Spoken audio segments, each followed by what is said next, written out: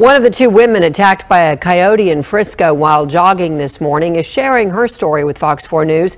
It is the fifth recent coyote attack or sighting in the area, and a Good Samaritan helped save the women struggling to get away. Fox 4's Dion Anglin is in the area now where the attacks have been happening. Dion.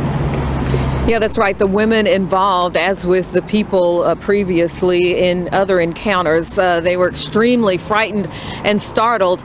Even the Good Samaritan who helped the women this morning described the encounter from his perspective. In the middle of the street, trying to get it to stop. They were making, noises and everything, trying to scare it off, but it wasn't going. It was not moving. Michael Harvey was on his way to work just before 6 a.m. It was still dark out, but he could clearly make out the scene at El Dorado Parkway and Preston Road. The coyote came and they were knocked down in the grassy area, and when they got up, they were moving out into the street to get away. Two women frantic, one of them injured after tangling with a coyote. I was just trying to get her up, and we were stumbling. It was like the grass was uneven and we were just stumbling all over it and hit it with whatever we had or scream at it, appear bigger, though none of it was helping. Another homeowner who lives nearby shared this video with Fox 4 of a coyote he says he recorded in his backyard. Frisco police today are reiterating a warning, urging pedestrians to stay away from the area of the attack, which is now the fifth reported encounter. Early October, a coyote attempted to jump a runner before it was scared off by a passerby. November 1st, a coyote jumped on a 9-year-old child and caused a minor injury. November 11th, a Frisco police officer used his patrol car dash cam to record the coyote stalking a runner at the same intersection. The officer used his siren to scare the animal away. And on November 28th, the coyote attacked a jogger running on the sidewalk near the same location. That person had to undergo surgery for their injuries. We have contracted with a private person to try to catch the animal as well, and we have been in contact and working with the Texas Parks and Wildlife Department. Michael Harvey drove the two women in his car to a hospital, but describes something startling about the coyote before they took off. He went over and was on this ridge and just sitting there, not sitting, but looking at us, waiting for us to get back out of the car. It did not try to run off or anything. Now, the women from this morning's encounter said they were aware of the warning that was out for this area. They said they thought because there were two of them that they would be okay. It turns out that was not the case.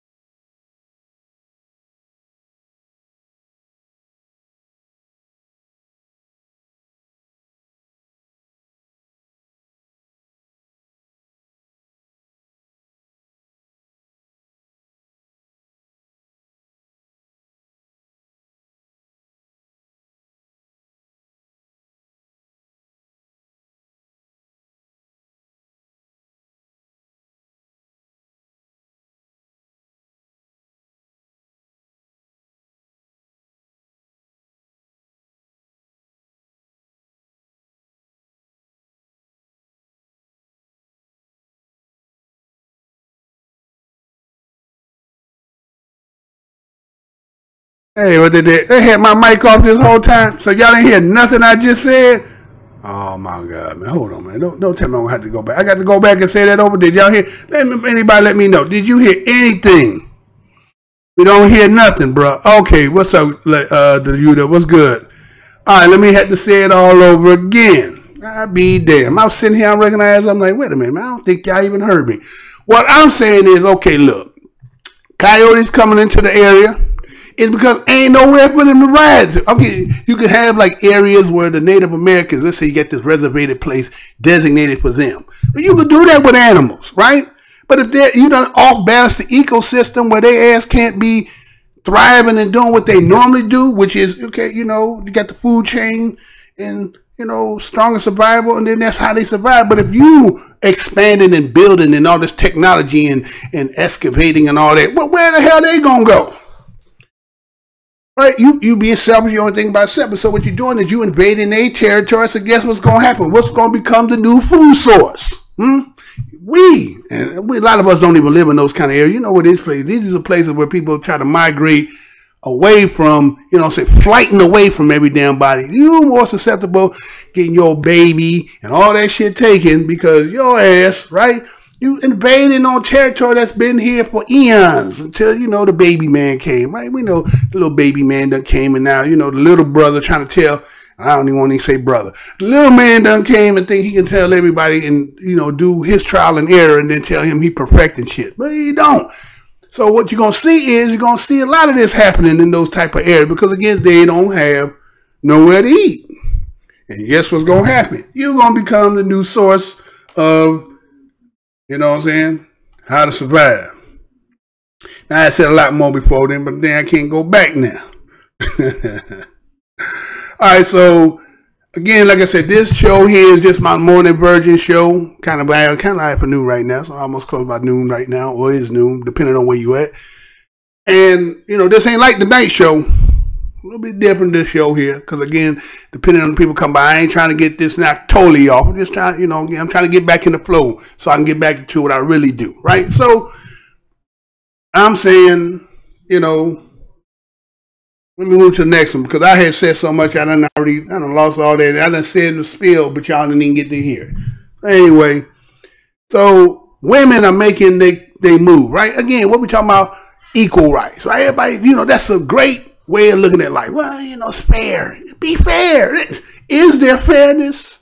Or is that just a word that you learn to spell, learn definition of, give some kind of infusing of a spirit of confidence in people when they believe they have fair and equalness? Well, it seems like women are just saying, man, they gonna put their foot on the gas and they gonna, put the throttle down. They're gonna run over everything that's in the way that they feel like, it's not fair. Well, I seen this story this morning. Again, I ain't got no horse in the damn race. I'm pretty much of us don't have, especially just with the title in itself, right? Get no real shit about that. But I'm just looking at this and then how, I'll talk about it. Let me play it first and come back. How about do that first? Let me do this. Let's see. New trouble for Miss America. The pageant's leaders facing a lawsuit over how they're running the organization. But this morning, Chairwoman Gretchen Carlson is not backing down. ABC's TJ Holmes is here with more on that story. Good morning, TJ. Just turmoil this year, Robach. This was supposed to be a year that the Miss America pageant transitioned in this Me Too era from being a beauty pageant to a showcase that empowered young women. Well, sure enough, this year it has transitioned. They said goodbye to swimsuits. Now, hello to lawsuits. Accusations of a hostile takeover of the Miss America organization. A former board member and 4 states are suing Chairwoman Gretchen Carlson, CEO Regina Hopper, as well as the organization itself, claiming an illegal and bad faith takeover. All 4 of the states, Pennsylvania, Tennessee, West Virginia, and Georgia, have their licenses terminated by the Miss America organization after they publicly contested pageant leadership, citing dissatisfaction with the way the group is being run, as well as the decision to eliminate the swimsuit competition.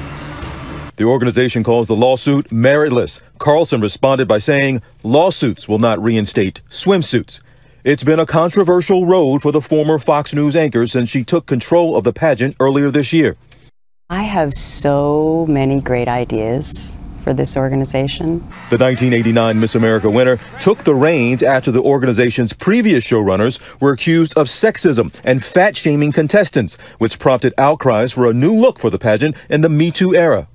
We will no longer judge our candidates on their outward physical appearance. That included eliminating the swimsuit competition, which had been a hallmark of the competition since it first started in 1921 as a bathing beauty contest. But Carlson and company's new plans for the pageant were met with dismay by some sectors of the pageant world.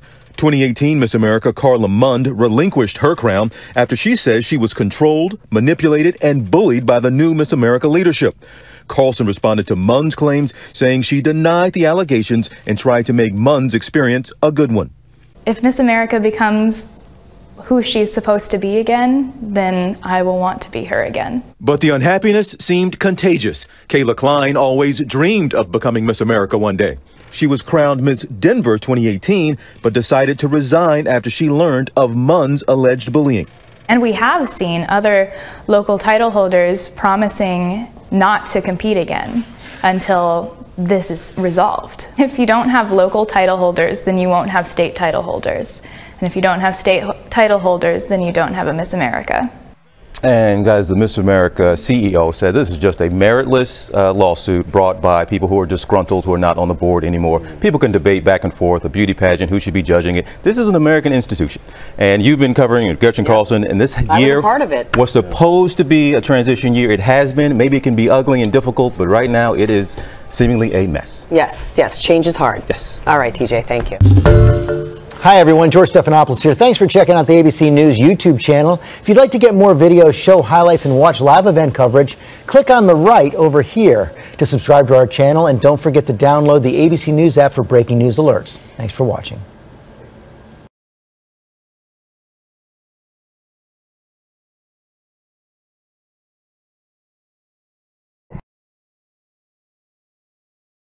All right. I don't know why my mic keep cutting. Why they keep cutting my mic? But anyway, so what we have here is the Miss America pageant. Now again, you know, we ain't got no horse in that race. Again, I'm just doing it because again, I know our women, again, is being misled. Okay, because it was that you got Miss America pageant. They sitting here, they want to, you know, change the format of what this Miss America pageant has always been about, right? And so they say they want to make the transition about empowering women. No, we don't want to be looked upon on our outer appearance. We want to be about who we are in our mind. And we're more than just the physical appearance. I'm a heterosexual man. Let me tell you something. I like a woman. Now, that doesn't necessarily mean that I don't like what's in a woman's head. I'm just going to tell you that, look, that's their business. Imagine you got a business. And somebody who you employ don't like what your business is about. Well, guess what you need to do? Either don't work here or create your own business. Let me say that again. Either you don't work here or you create your own business. Now, again, as a person of the DOS or the Senator Nate, of course, I understand all the discriminatory practice and all that other stuff. But again, that's somebody else's business. Now, if what you really want to empower yourself with, if you want to change the whole format, talk about, well, we don't want to wear bathing suits. It's demeaning to women. It's sexism, right? Then why don't y'all all get together and create your own? Then that way you can format your policies and rules and turn this 2.0 into what you want. I mean, think about that. Now again, I don't get no 2 cent shit about American. It's just the underlying theme of this shit here, which is, I think, you know, people are taking shit out of content, especially when it comes to this feminist movement. Again, the Me Too movement, it has its place. When that shit take place and you go through the proper protocols to get that shit resolved and the motherfucker found guilty, okay, you got him. Me too. I get it. But if you're going to do is just going to bulldoze everybody looking for every little nook and cranny, you're causing a lot of friction that's unnecessary. Yes, woman, hear you roar. We hear that. And there's a lot of men in particular who will support that. But in this case here, and again, you know, our sisters be trying to, and we ain't gonna talk about the conscious sisters. We're gonna talk about those sisters who still out here who don't know, you know, this, and that. They follow that, and then that same thing with the feminist movement, they get involved. But remember that money they allocated, and then black women find out they didn't get the same money that everybody else got. But they thought we in the game too, but they come to find out you don't get the same money. When we say woman, we mean that woman, and you is black woman, right? You're a little different woman. There's you know, like say if you work at a job, you work third shift, right? Your third shift, you're supposed to get an increase because you're working at that overnight shift, right? So black woman would be the first shift, second shift, and the other woman would be the overnight. She gets a little bit more because, you know, there's something she had that you don't got, right? Which is less of that pigmentation, right? So, but here they is, talking about they want to change the format, talking about, well, we want to empower women. That's not what that's about. That's been used as a way to, you know, is it sexualize women? Could be. Is it about, you know, parading women for their outer beauties? Most likely is what it's called, beauty pageant, right? And I understand that you want to look more than just the figure of your body, right? But there's also a lot of bias in that too, because it took a long time to get a black woman. And again, if we was to go over history to put when we talk about beauty of women on the outer appearance, I think we win. I ain't gonna be no thing. I ain't gonna tell you what I heard. I'm gonna tell you what I know we would win, right? But there's a lot of that was restricted that they didn't get to win because again, that was the American institution, and America was not ready to see that. Then finally they got Vanessa Williams and all, you know, and all that stuff. It ended up she in the Renegade Huss too, right? So I'm just saying to those who make your own institution, create your own lane, call it what you want, women in power pageant, whatever you want to call it. But you can't tell somebody who got their own business to do what you want them to do because that's their business. Either you work for them when you know, signed the application or whatever it is, how you got into the job, you knew what you was getting when it was entailed. To understand that there's a movement and people trying to make changes, I get it. But you don't get drastic. Oh, wait a minute. Here's we DOS been here going on, according to their records, 400 years, which I don't agree with it. No, we've been here longer than that. But since what they say, ain't no changes. Everybody can get their changes overnight, but when it comes to us, it's like, progress is slow. Well, guess what? You're going to get the same thing unless you create your own. So that's what you got to look at. You're going to have to create your own. You can't sit there and tell somebody else how to run their damn business. How you going to come up in McDonald's and talk about, you need to be having some pot roast in this mug. You need to be, well, they'll be like, well, there's a restaurant for that. If not, there you go. Create one. Right, so again, a lot of nonsense with that, right? It's again, like I did the other day about the sex doll and that industry and all that craziness, right? That's where these cats are going because it's getting harder for them. You know, if you young out here, they think, boy, by the time, I don't know how you gonna interact with women. If this keep infusing the way it do and making that mindset, I'm just saying that, you know, the compatibility between a man and a woman, you know, opposites attract, right? And there's the you know, the sculpture of a woman is what attracts a man, a heterosexual man, right? But you don't want that. You want to say no. Well, if that case, y'all might as well get into the Nation of Islam or Islam in itself and stop wearing burqas and all that cover up and then don't see none of that. And then a man will only have to be able to imagine what you look like but just through your eyes. Right? Then you can take away all that sexuality and stuff because you can't see.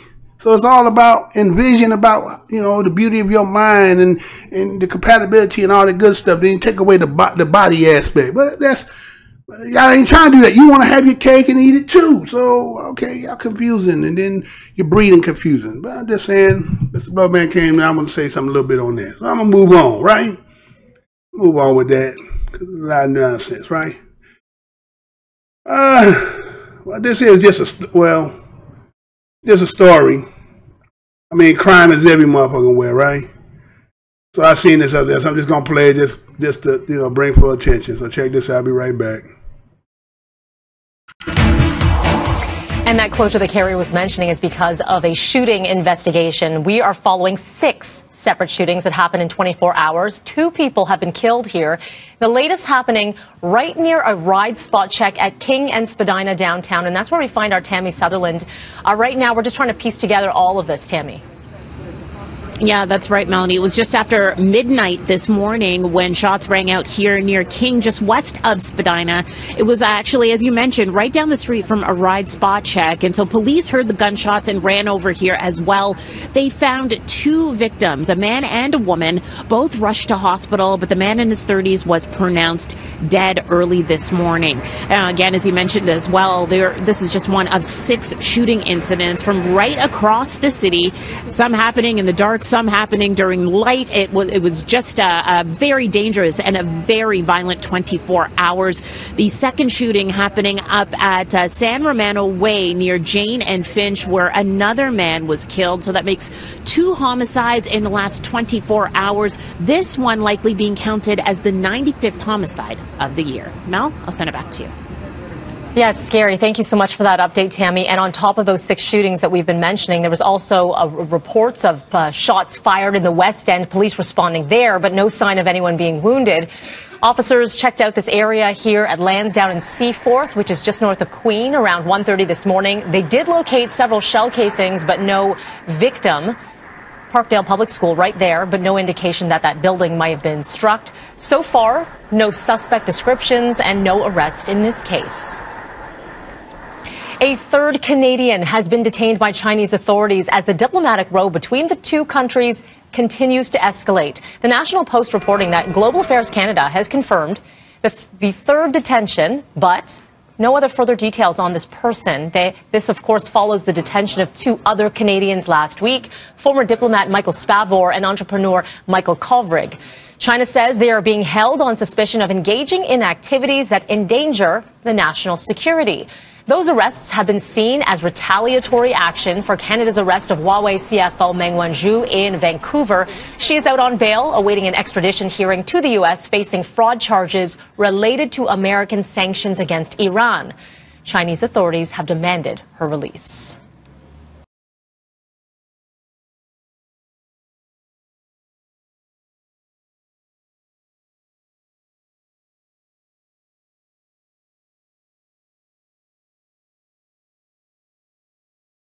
I don't know what's going on with this mic, boy. I don't know how they doing it. But anyway, so you got in Toronto, right? They said they had 2 shootings or 2 killers in 24 hours. Man. Now, again, we make no light of somebody being killed, but again, that's light work, huh? Well, Chicago, I mean, what? And that's a vacation, huh? Don't play like that. It's vacation. That's safety. If that's y'all concerned, you seeing that kind of, man, go to the chocolate cities, or well, we won't say, can't even say chocolate cities no more, can we? Rejustificated black cities. How about that? Would that be better? So we got them kind of things, and so they open arms. Oh my, losing control. It's chaos is happening. No, you ain't got there yet. Not yet. You know what I'm saying? But, crime high, people, frustrated, people, lives is not the way they thought it was going to be, and so what ended up happening? So what you start doing is, it don't take much. You're already amped up about, and angry. It don't take much. Some people lashing out, and then pretty much, again, we as the most gun-totingest country in the world, right? So, pretty much people packing. So it's just like, that's just a Malakoff cocktail, anger, gun, drugs, you know what I'm saying? All that, racism, all that bottled up. It don't take much, the wick, you know what I'm saying? Kind of like the firecracker, but you don't even get a chance. Soon as you light, boom, you don't get a chance to run. You don't get that, just like boom, it's over. So, it don't take much. So again, You know, the vision that people try to say their forefathers had, and what the vision of that, see, they didn't understand that everything that you created was going to have a cause and effect. And so what we're seeing now is, you know, people and, you know, way the country, and matter of fact, that's Canada. They ain't even, well, you know what I'm saying? They mimic here, right? Because there was one point in time I gave, you know, about, I think it was a so-called Benedict Arnold, and when they went up there, and then when they, you know, they call him the traitor, but if you read that history, you'll find out why he did what he did. And so a lot of them went up there because they was doing that work. And so that's why a lot of them up in Canada kind of, you know, mimic what's here in the United States, because a lot of them used to, at one time, going back through history, they originated from here and then end up going up there, right? So same here is going to be everywhere, because again, a lot of the stuff that is propagated here, spread it in other places as part of, you know, marketing and selling and infusing your society with it. And so guess what? If we doing it here, then if everybody else is emulating it, then guess what? You're going to have the same issues that we got here. So stay tuned, Toronto. It should be cranked up. It should be turned up, as they say, right? Gonna get turned up. All right, so what else I got up in here, right? Well, this one here I seen, and it was like, okay, you know, as we were talking about the women movement, Me Too movement, and I was kind of wondering, like, okay, I wonder if, you know, them promoting this, and again, we understand why they posterizing this, brother. You know, again, we don't condone what took place, right? We don't condone what took place, but again, they worked it out. And matter of fact, I'm going to play this and then I'll come back afterwards. Let me play this first and then come back.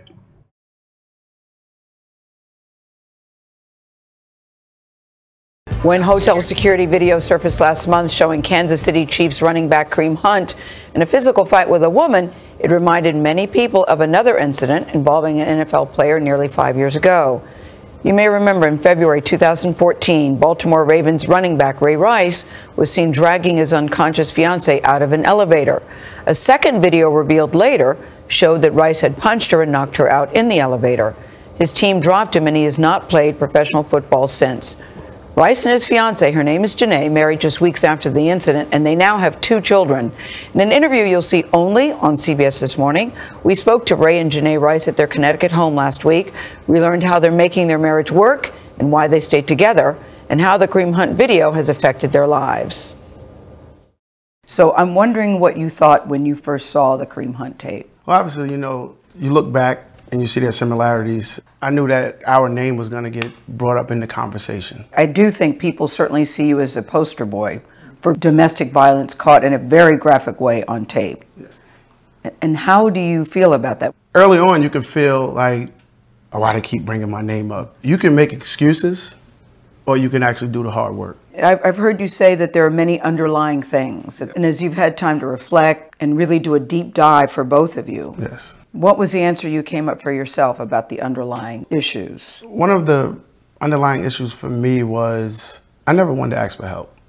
Football for me was my counseling. It was my therapy. It was my psychologist. It was everything. Did you see domestic abuse in your own home when you were growing up? It was more of my mom going through, you know, a bad relationship. That's when I started to realize I was normalizing abnormal things. Mm-hmm. I was a man at 11, and then at 21 I got drafted and became a boy. And that was a revelation to you about there are many different kinds of abuse. Is that what you're saying to us? Yes. That's and how to process that? Yes. We didn't have a physical abuse problem, but I can say there were different forms of abuse that took place. Was it emotional, financial? You get to the physical, and that's obviously like, if it's one time, it's still one time too many. I'm curious, Janae, did you think that you were in an abusive relationship, knowing what he just said, that there are many different forms of abuse? No, honestly. You did not? I just thought we were being a typical, you know, boyfriend and girlfriend. Like we argue and we argue, and I didn't really sit back and think about it until I was forced to think about it. Janae Rice has never seen the video from inside the elevator, the one where Ray punches her. I think it's so hard for people to understand why you haven't looked at that tape. I was there. Yeah. I lived it. I don't really need to relive it over and over again just to appease the world. You've also said that that was the first and only time. Yes. Because you know why you have to reassure people and the doubting Thomases? And I would almost put myself in that group, because it just defies every statistic in the world about what happens in an abusive situation. Right. A, that's the first time, and oh, by the way, just happened to be caught on tape. It had never happened before. And B, 4 years later, that has never happened. Right. All the naysayers, the people who doubt our genuineness, they could spend an hour with us and they will walk away and say, okay, yeah. That's not who they are. Say, yeah. I get it. Yeah. What do you think, Ray, when you look at it now? I hate that person.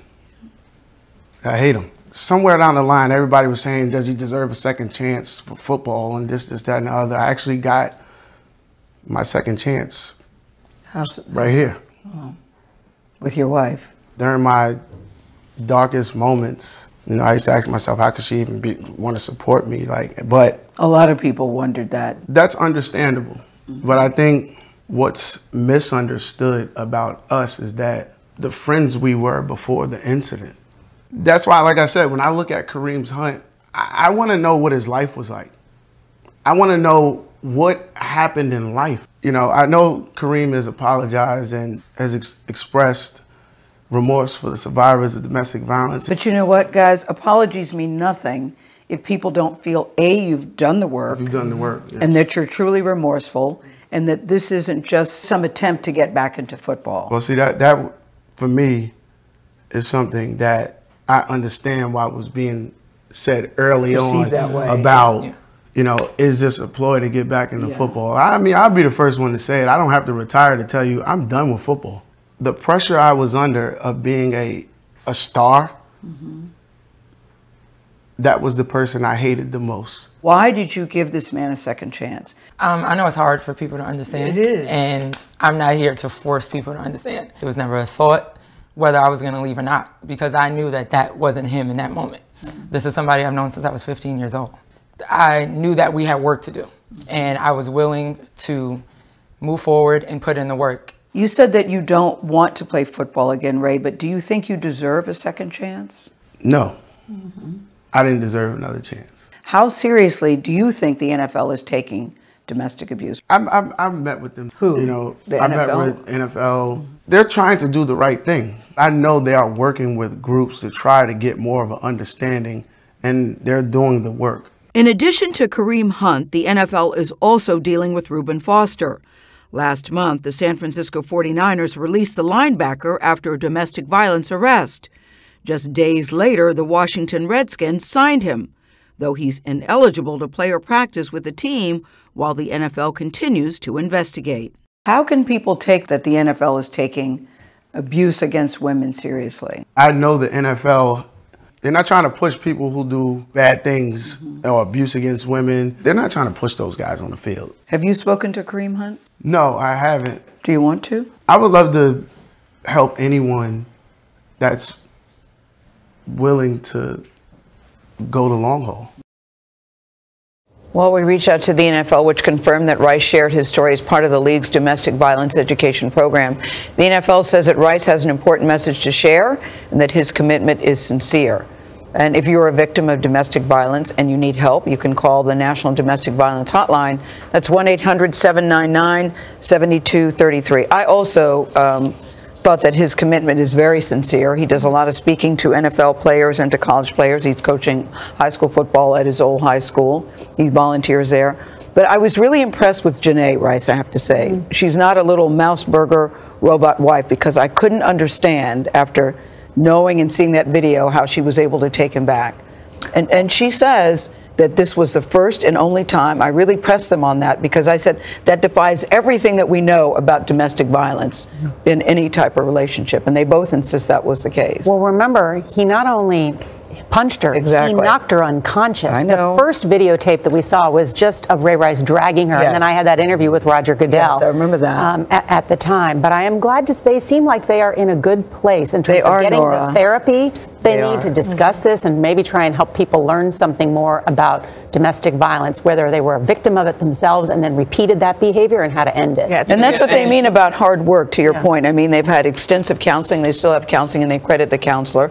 And another thing I think is very telling, her parents have been married for 30 years, and her parents support their relationship. And as you pointed out, when people have been giving apologies recently, they have one answer. It's very short, and let me get back to the other thing. Yes. There's no way you can sit in that interview and give the answers Ray Rice did, that many answers at that depth, without feeling it and feeling it anew. He didn't run away from it, John, because I sort of had a judgmental attitude, I have to say.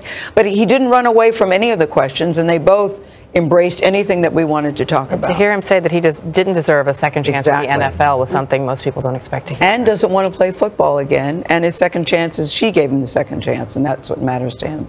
You can hear our full interview with Ray and Janae Rice on today's CBS This Morning podcast. It's also available on Apple's podcast app and all major audio platforms.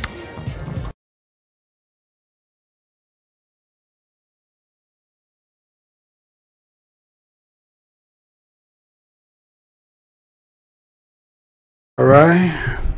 So that was the Ray Rice interview. That was with Gayle King, right?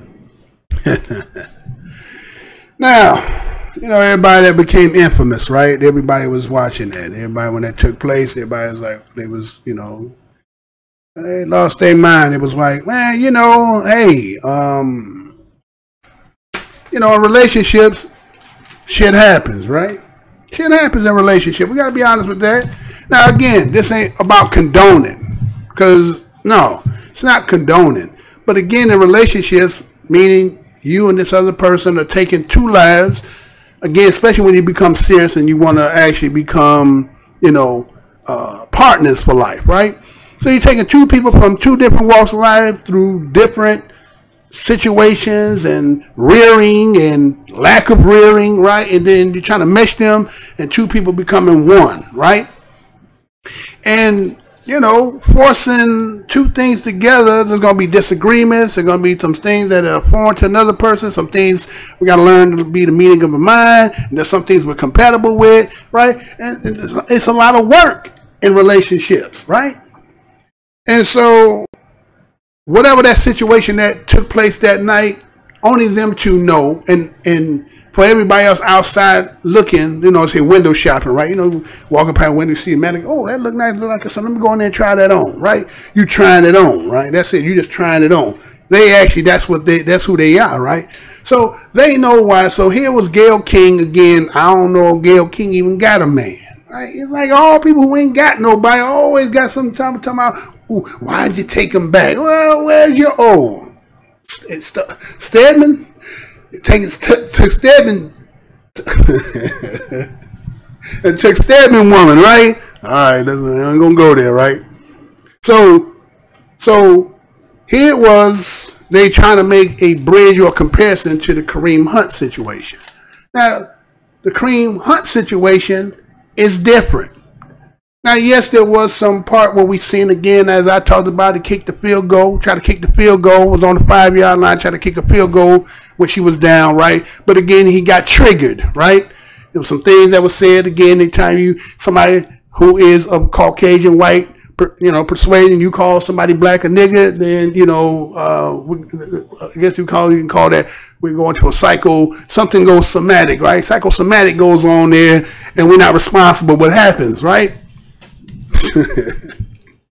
So in that case, situation where that happened, but this here was more a domestic, because it was more, I mean, both of them are domestic, but what I'm saying is this was a relationship. These are people who have been married together, versus this is something that was, we hooking up at a hotel, and, you know, everybody finna do what they finna do, but somehow on Kareem's situation, it was like, okay, either you're not cooperating or you causing a problem, you need to leave. Instead of you cooperating and leave, you causing a chaos, and so instead of him allowing somebody else to handle it, he tried to handle the situation, and it got a little bit out of hand.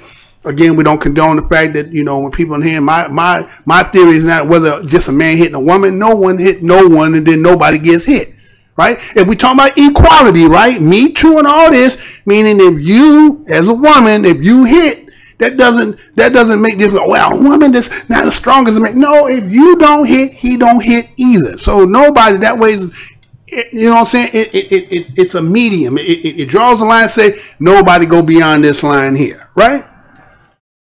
So here it was, they want to reiterate, keep posterizing this and keep bringing it. He said, man, why you keep bringing my name up, man? Why you keep saying that, you know, talk about this, man? I thought, you know, we done went through that already. Matter of fact, me and her we done worked that out. But it seems like the society keeps wanting to do it. It's because there's a reason they're doing it, right?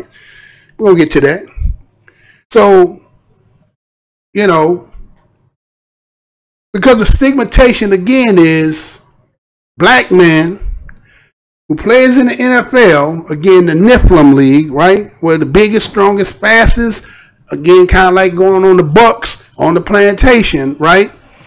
And, you know, master's boy making master lots of money. And so, you know what I'm saying, you are kind of a danger to society if we allow you to run rampant. So we have to have some kind of constraints on you. So when we start seeing these situations, this is a message to them to stay in your place. And the only time you get aggressive when you have a legal license is on Sunday and sometimes Monday and Thursday. But them the only times we want to see you doing it. Any other time, you don't do that. And especially you don't do that when it's Buffy. Don't you ever do that, right? So we see that they resolved their issue and end up having 2 children. So again, going back to those who been where I'm from, right? You come from where I'm come from, right? You know, people back in the day, I knew some coming up as a shorty. I remember there was a couple that used to fight every weekend. Every weekend. This is back in the day when there wasn't no domestic. It was just police come there. You know what I'm saying? And if it went out of hand, one black guys and all that stuff, they just work out, he'd go out again. That's how men did what they talk to the cop. Oh, man, you know, ooh, and then they would let it go back, right? But every Friday, he'd go to jail, come back, they make up. You know how it is when you're in a relationship. The makeup part is always better than when the fight, whatever you was fighting about, right? So you go through that little ritual, right? But it was more than after what happened with OJ that domestic violence became the black man's problem. Yes, domestic violence could be anybody, but it became really the black man's problem, right? Those you've been around, you remember that after that, with that OJ, it was like, man, police come to your house, you automatically went to the jail. You ain't had to do it, could have just been arguing, right? Could have just been arguing all that, something. So, okay, the opinion live in an apartment building, and other people call police come, ain't nothing to even talk about. You were going to jail just for the simple fact because you was black, you was the man. You know what I'm saying? And there were some women who were slick enough, right? They were slick enough, get in an argument with your ass on Friday, and brothers, you know what I'm talking about. You get locked up on Friday, you go eat the bologna sandwiches until Monday, right? So you go see the damn judge and shit. So some women were slick enough to know, okay, they got their other motherfucker, they gonna get in an argument with you, and then that was repetitive for some. Some dudes know about that, right? They went through that, right? So again, domestic violence does work 2 ways, but again, the way because of the video, right? Everything out here being videotaped. So what you have is, you know, we can keep repeating that, right? We can do the Martin Luther King "I Have a Dream" speech when we want to pull it out, right? When it seems like everything ain't going right, we say, well, I have a dream, right? You can keep pulling that. See, a little white boy in here holding hands, right? Not all the other stuff that he has said. We're going to just keep reiterating that part. And that's what he was saying. Like, why you keep bringing that shit up, right? So, what he did say, well, you had said, well, did you reflect? Huh? Right? Did you reflect? Did you ask? He said, well, you know, again, he has to appease society. He's been plastered the knockout dude. Knocked his woman out, left her limp. And, you know, people just, again, the over-dramatization of it. Now, again, I'm not condoning it. I'm just saying it took place. Now, them 2 decide to work that out, and if that's what they do, it's not for this outside that can say, why would you take him back? I love him. In your eyes, because again, if you don't like men, I'm going to say that again. If you don't like men, of course you're going to say, why would you take him? And him, as you didn't say, like, I'm pretty sure if you was talking to a white woman, let's say if you were talking to that Chinese woman on that CBS or whatever that owned the CBS, I bet you would say, why would you take him? You said, why would you take your husband, whatever the blah, this skippy name is, right? If you gave him more respect than that, why would you take this man? Why would you take that man back? That's my husband.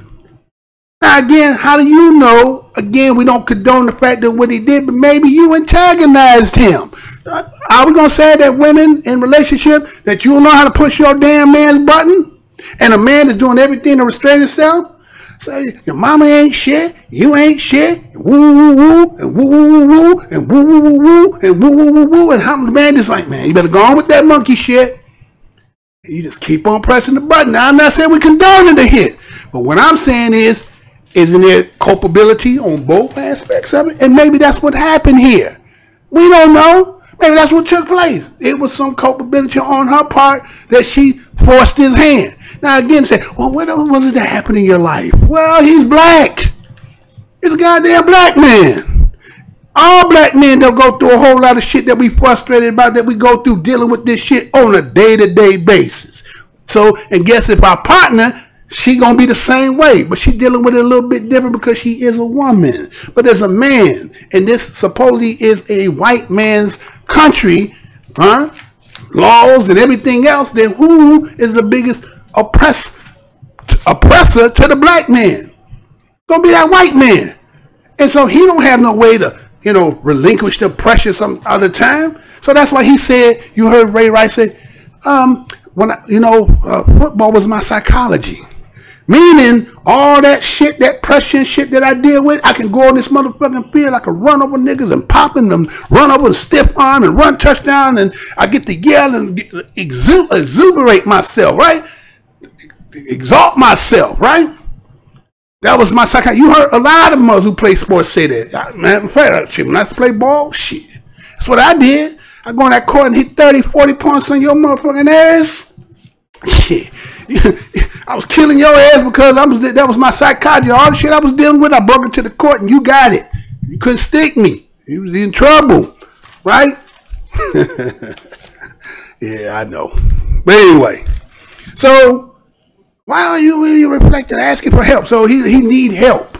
Again, the situation, again, they said it was one time. It was one time, then okay, there was something that, you pushed the buzzer, went too far, he went too far, you went too far. But it was them two that sat down and talked with each other and figured it out. They went through their moments where, she slept in the room, he slept on the couch. We all been there. We been there. Right? And then, time go then, and then got kids. So somewhere there was some making up somewhere. They got to the point that there was some making up. They resolved the issue. You don't need to keep prodding and poking them because some other situations are happening. Right? Trying to make some comparison. Again, you want to make him the Mike Vick.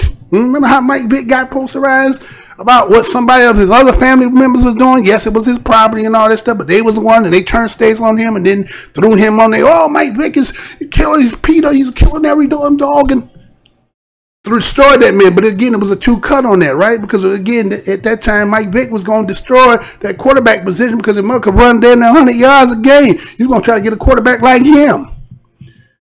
So they want to destroy that model because, again, if you take that model, guess who gonna got a job?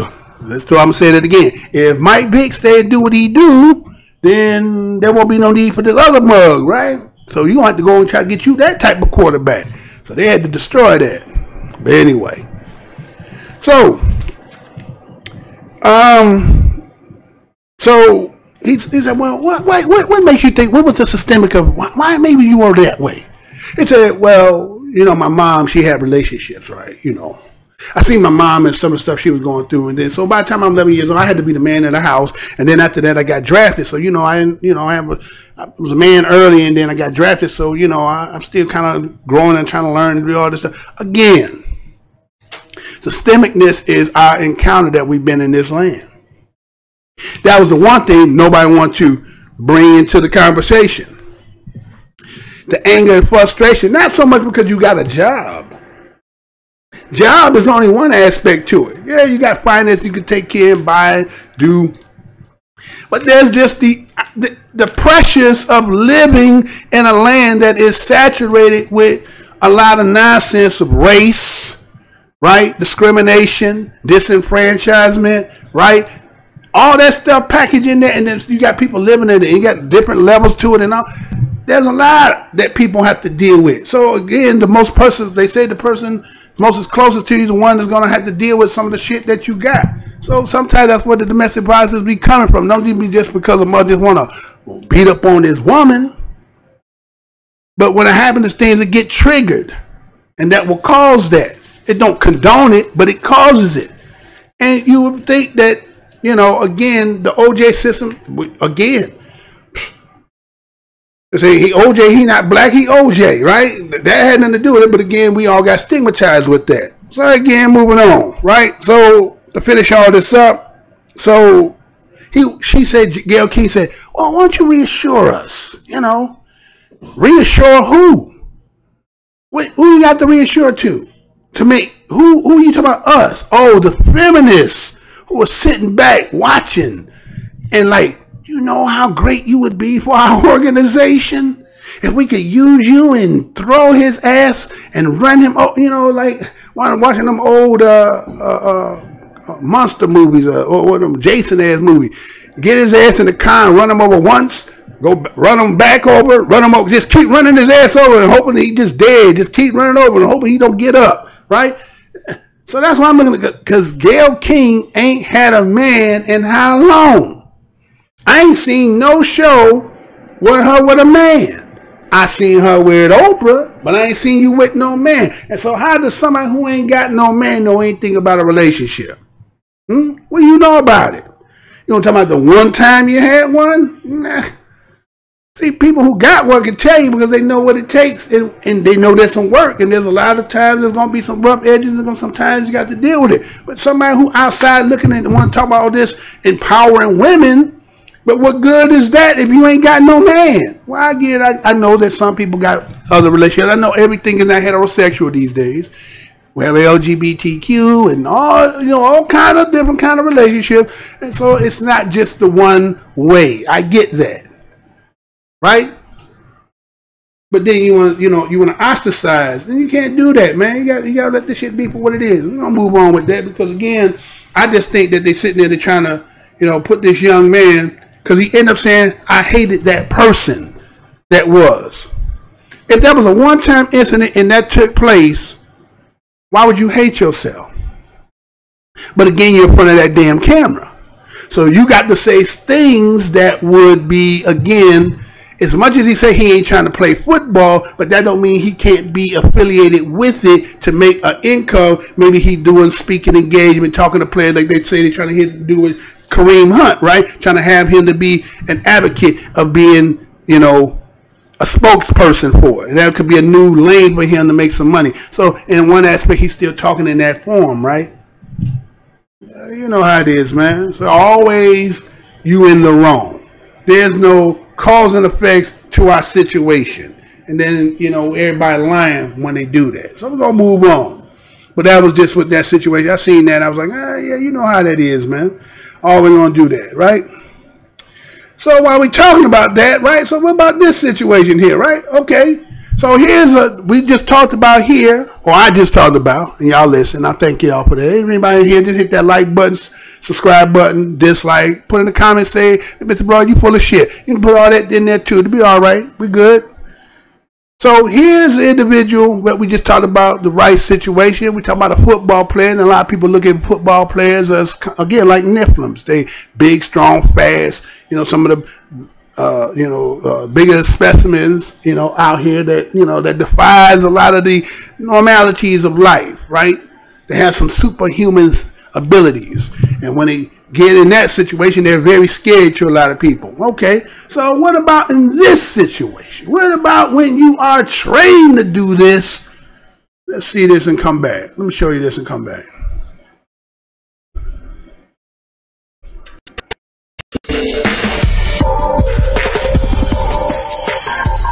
In tonight's Whatever Happened To segment, new developments in the case of an elite military operator accused of killing a Taliban bomb maker.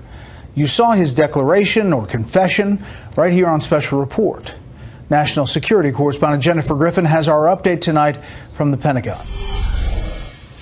The U.S. Army has charged with alleged murder a once decorated Green Beret who received a Silver Star for Valor in Afghanistan, but later admitted to killing a detainee during an interview with Fox News' Brett Baer in October 2016. Did you kill the Taliban bomb maker? Yes. Major Matthew Goldstein was a U.S. Special Forces soldier attached to a Marine unit that faced heavy fighting in the Battle for Marja in February 2010. He later acknowledged during a polygraph when applying for a job at the CIA that he had killed an alleged Taliban member who they suspected of planting a bomb that killed 2 Marines, Sergeant Jeremy McQuarrie and Lance Corporal Larry Johnson. You willingly offered up these details at the CIA, right? That's correct. And that's where it all started. Pretty much. According to a senior defense official, Goldstein told the CIA he killed the Afghan off base, placed his body into a pit and burned it. But reached by telephone, Goldstein told Fox News, quote, "I made a lawful engagement of a known enemy combatant on the battlefield." He says the rules of engagement were so strict at the time that they were only allowed to detain and process Afghans for drug crimes. Goldstein says following the suspected Afghan bomb maker's release, he tracked him down and killed him. Goldstein said he believed that letting go of the insurgent meant the man could later target Afghans who were helping U.S. troops. You can construe it as a law enforcement mindset. There's limits on how long you can hold guys. So we would pull these guys out. We'd say, clearly these are enemy combatants, these are Taliban, these are bad dudes. We'd pull them out, but we wouldn't have any place to hold them. So eventually we'd let them back, and they would cause terror to the community again. A senior U.S. defense official confirmed to Fox News the Army's Criminal Investigation Command reopened the investigation based on new evidence that includes the Green Berets' public statements.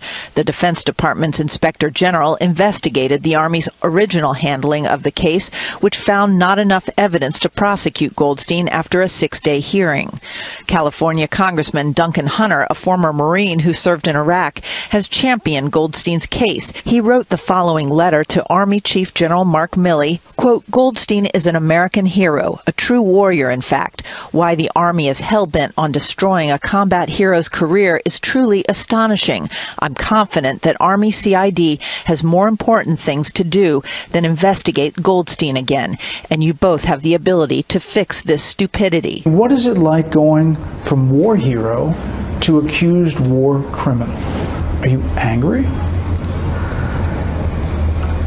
No. It has been incredibly painful, very difficult. Over the last year of these years, everyone who served with me stood by me, and so it's over, and it's time to move on. Sources tell me that when Goldstein admitted killing a man in cold blood on television, the Army investigators had no choice but to reopen the case. Major Goldstein claims that strict rules of engagement forced him to release the alleged Taliban bomb maker who had been fingered by an Afghan informant, and that he had no choice to act as he did. But those to whom I have spoken here at the Pentagon say he did have a choice, and now Major Matthew Goldstein has been charged with premeditated murder and could face the death penalty. Brett. Jennifer Griffin at the Pentagon. Jennifer, thank you.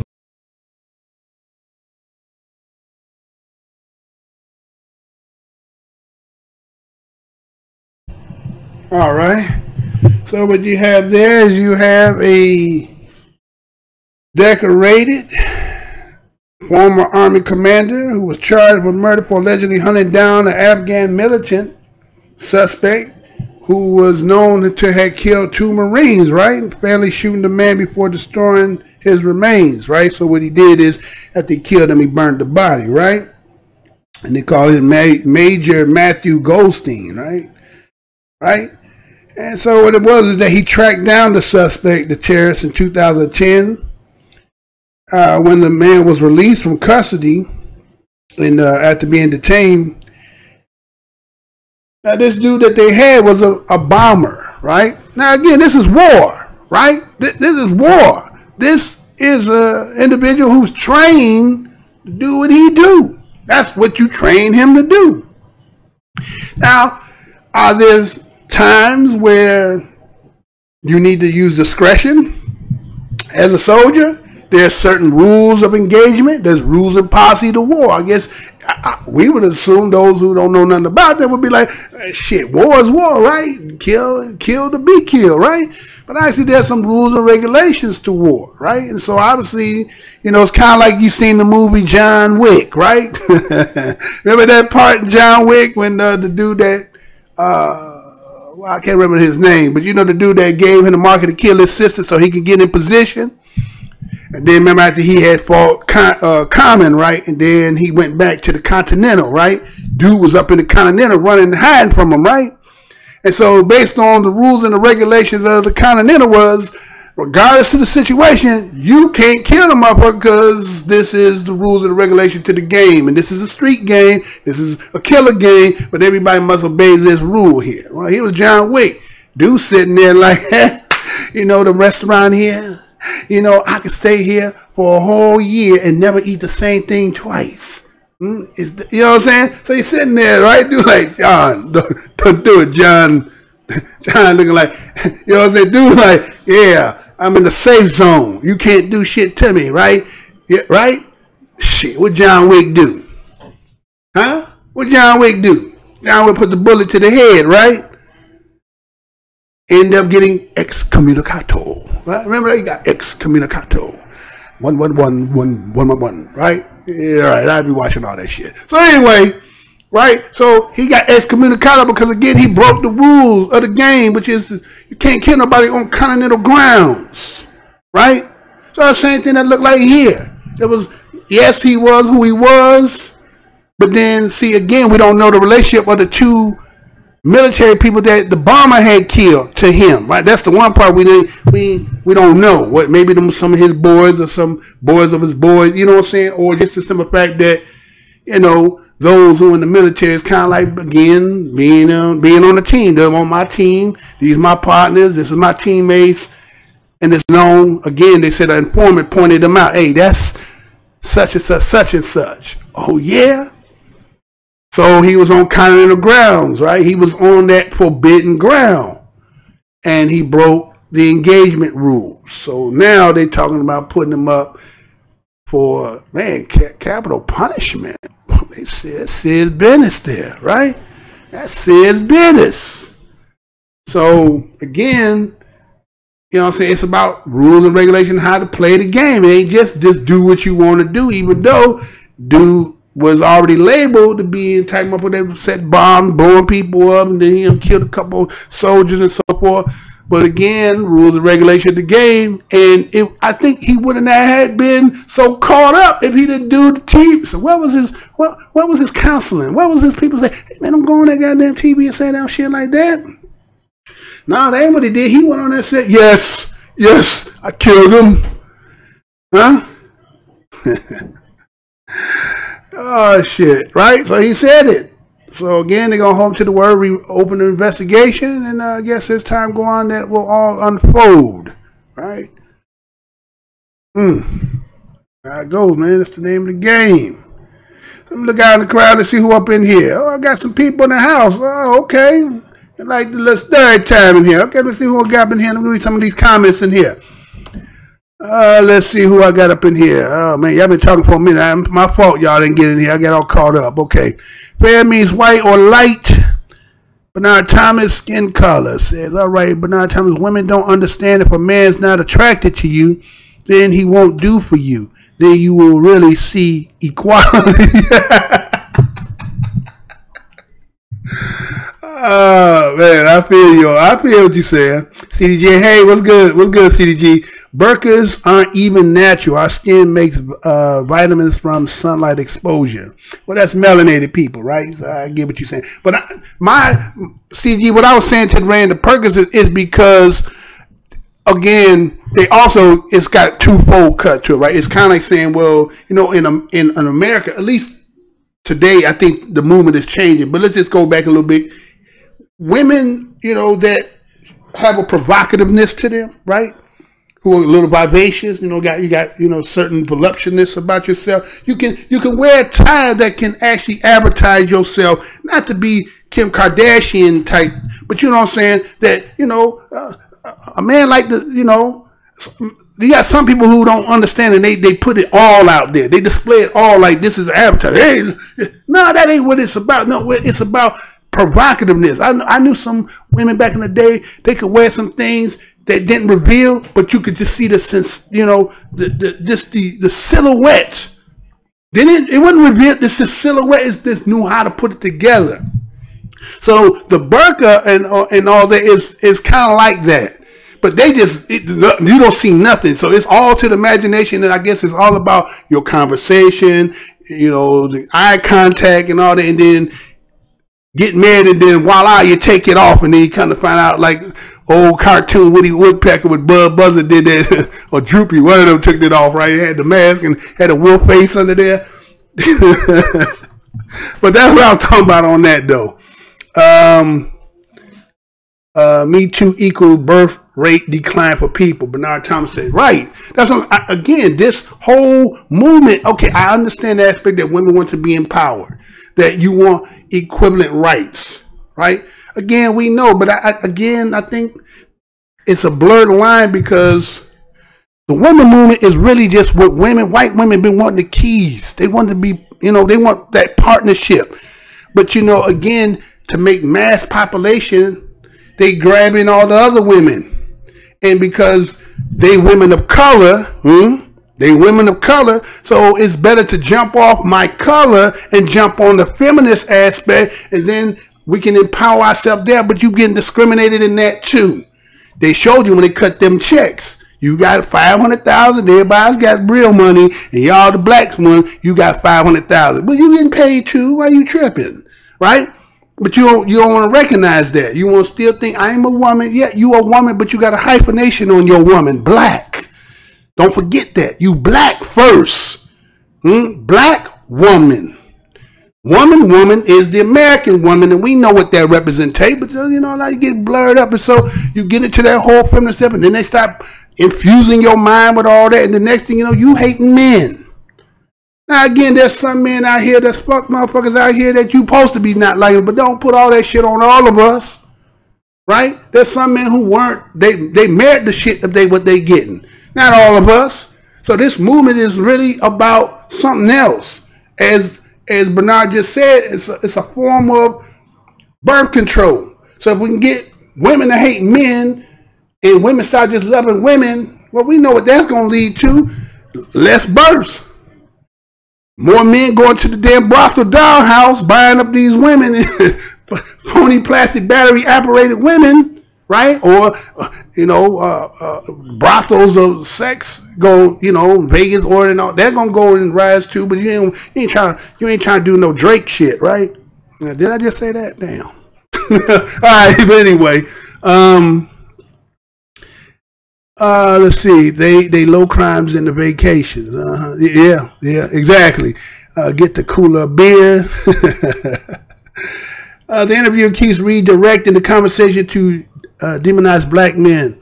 When Ray says something to humanize them as people, the interviewer turns it right back to demonizing them. Well, that's that Gayle King, right? Gayle King was the one that Oprah. You never seen Stedman, but you always seen Gayle King.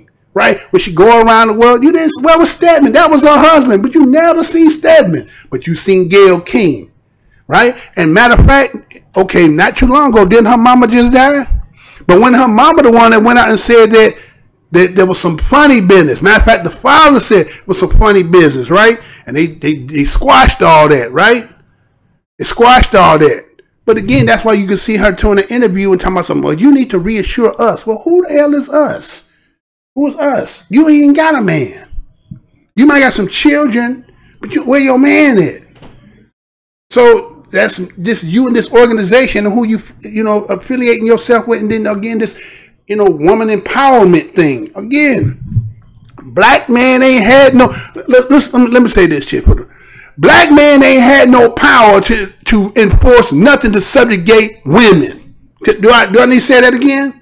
Black man ain't had no power in this country to subjugate women so that your ass can't do nothing. Huh? Holler if you hear me. Holler if you hear me. So all that bullshit talking about that men, you know who y'all talking about. You talking about white men. But you want to encompass all men, when all men, especially in this land, there's only one man whose rules, regulation, policies, institution, government is doing it all. It ain't black men. There might be a couple nickel dimes of Ben Carsons and shit like that. He ain't got no damn power. He got a motherfucking surgeon, motherfucker running the goddamn housing. Huh? Come on. Keep that shit real. They say the Coon reporter should have been slapped. He should have been slapped. Say she wouldn't be in my house asking questions just to try to, frame or push buttons. Yeah. It comes through CBS. But see, a lot of times I get these stuff because, again, these news, Fox, CBS, all of them, they always got some agenda against us. It's not, niggas think I'm in here cooning, you wrong. You don't know me at all. They got showing you because this is the bullshit that they propagate to society, again, as CDG talking about, again, there's some slant shit towards us. And it's slanting them too, but they indirectly do it. And to see if I bring it out. When I see it, I'll tell you, sis, if I see it, I'm like, look, this is some bullshit, right? So we got Mr. Spencer, 620. What's good, son? What's good? They said the Rice and the Hunt scenario are totally different. You're right. The white woman in Hunt case repeated harassing him for what? 30 minutes. Right. She called him a nigger. She said she called him a nigger. So again, if a white person called a black person a nigger, if he lose psychosis, he get crazy, then he ain't accountable for that. Right? Now, that situation, again, was domestic about some stuff that, again, between them and what was going on in that elevator. And again, you seen she was doing kind of like Beyonce's sister did to Jay-Z. She was running up and, she doing, and he just, Jay-Z did everything just to block. He didn't do nothing. But Rice was like, get back up. And, playing football. Again, Nephilim League, you stronger than the motherfucker. So, it don't take much. And again, we don't condone the shit, but that's what took place. But it's two different scenarios. That was something that tried to. They said, get your ass up out of here, and she refusing to leave and caused a scene and started getting out of pocket and saying shit she shouldn't have said, and then it happened. But again, cameras everywhere. Got caught up. What else is said in here? CDG says, Leonard, that was between you and them. Okay, I'm not going to put y'all conversation out there. But now Tom said, remember when Vic Peter got involved a few years ago again off a Twitter picture helping his daughter with the homework? I talked about that. They put a picture. Is that what you talking about, bro? That picture was on the table. I mean, what it was is somebody took a picture. It was Mike Vick. He was at the table. Daughter was sitting there doing her homework. And there was a milk bone box on the damn table. And, motherfuckers sitting there looking at the picture, looking all in your crib, right? See the milk bone box on the thing, say, damn, he still got a dog. He still got a dog. Huh? And that brought all that shit back on him. Again, he can't have a dog. Well, shit, I put it this way. Then white people shouldn't be around black people at all based on the shit y'all done did to us. And we gonna talk, if a dog can get all that, then shit, the same thing white people should be. You shouldn't be able to adopt no black kids. Right? You shouldn't be in the confine when it's you and them by yourself. That same shit, right? If we don't use that. But again, we know it's a different scale when it comes to that. We know that shit. It said it was a big issue again by owner of the dog, right? You right. Okay, that's the comment. I guess they're trying to send a message to that all black men are violent, so it doesn't matter how different the cases are. Right. That's what it is. Again, you selling to society, black men is dangerous. Women, you in relationships, don't you know your life is at stake? You know we could bring OJ. Now look what Ray Rice has done. You see what this one, Kareem Hunt has done.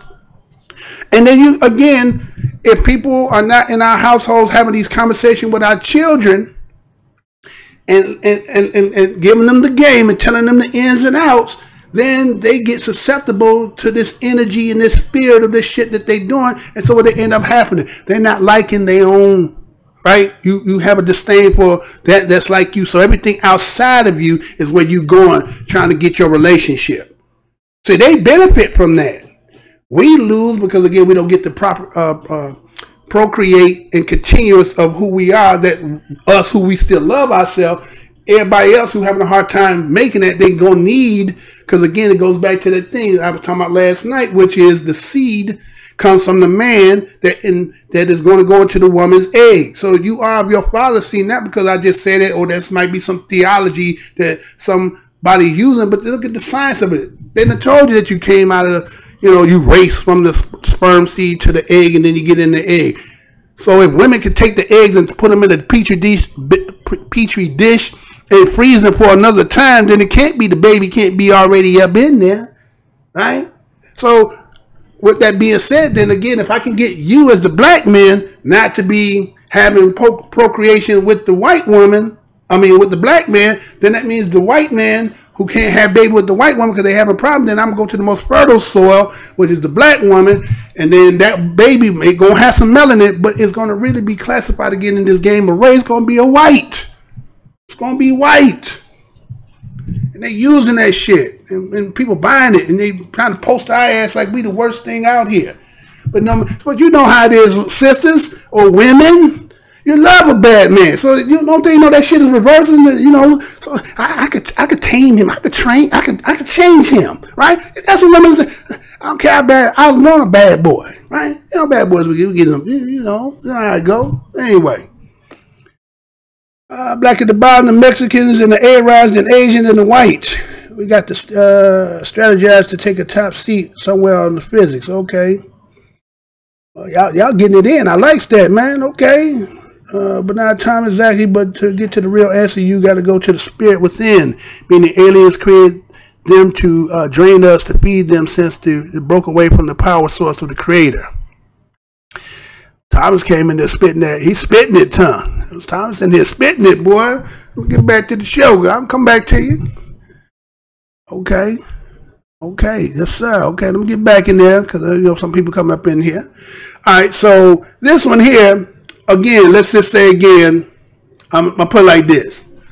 Again, we as the black people in this nation, again, as the conversation that's being stated in there, are talking about how black men are demonized as being some of the, the grudge or the be disdained because, again, they violent and angry and all this stuff, right? But again, we kind of like the pig. I know some others, he don't eat no pig, but my reference I'm making. Pig meaning that they ain't nothing. They don't throw shit away from the pig, right? Eat everything from the root to the tune, right? From the tail to the motherfucking snoot, right? To the head, all that. There ain't nothing they don't throw away the pig. So the same thing with black men or black people in general, right? So if you got something worthy for them to make some money off, their ass gonna take it. And if they won't pay you for it, or they don't want to pay you for it. So I seen this story here, and I was like, they always been doing this. What was you talking about, Mr. Blowback? Check this out. Let me show you right quick. Let me show you this. Game Fortnite faces more lawsuits from celebrities for allegedly using their famous dance moves. Like Pavlovian, you can't help but start dancing. Yeah. Well, Fresh Prince of Bel-Air star Alfonso Ribeiro is suing Fortnite's creator Epic Games over his iconic Carlton dance. Vladimir Duchier of our streaming network, CBSN, is following the story and explains who else is making similar claims. It's not unusual to see me cry. When Alfonso Ribeiro created his Carlton dance on the set of the 1990 sitcom Fresh Prince, it became an instant pop culture classic. It's now one of more than 100 dances that players can buy in the wildly popular video game Fortnite. And at around $5 per dance, it's earned the game creators hundreds of millions of dollars. In a lawsuit, Ribeiro alleges Fortnite used his dance without permission or compensation. And he isn't the only artist to file suit against the game's creators. Instagram star Backpack Kid is also suing for allegedly using his dance called The Floss. And rapper 2 Milli filed a suit over his dance, The Milli Rock. We talked to him last month. What would make it fair for you? Like I don't even want to bash them for all the millions and like, you know what I'm saying? It's not even really like that. I just feel like I have to protect what's mine. Business and entertainment lawyer Merlene Jean-Louis says lawsuits regarding ownership of these dance moves can be tricky. There's a lot of case law suits are surrounding the copyright of music, lyrics, sounds. There's a full body of case law related to that. But regarding choreographic works, that does not exist. No case law yet. We also reached out to Epic Games, but have not yet heard back. Ribeiro does not have copyright to the Carlton dance, but says he was in the middle of copywriting it. You better hurry up, and I could see why he'd be annoyed. John, what would we have to pay to see you do that? Billions, what is the figure? Billions and billions. Billions.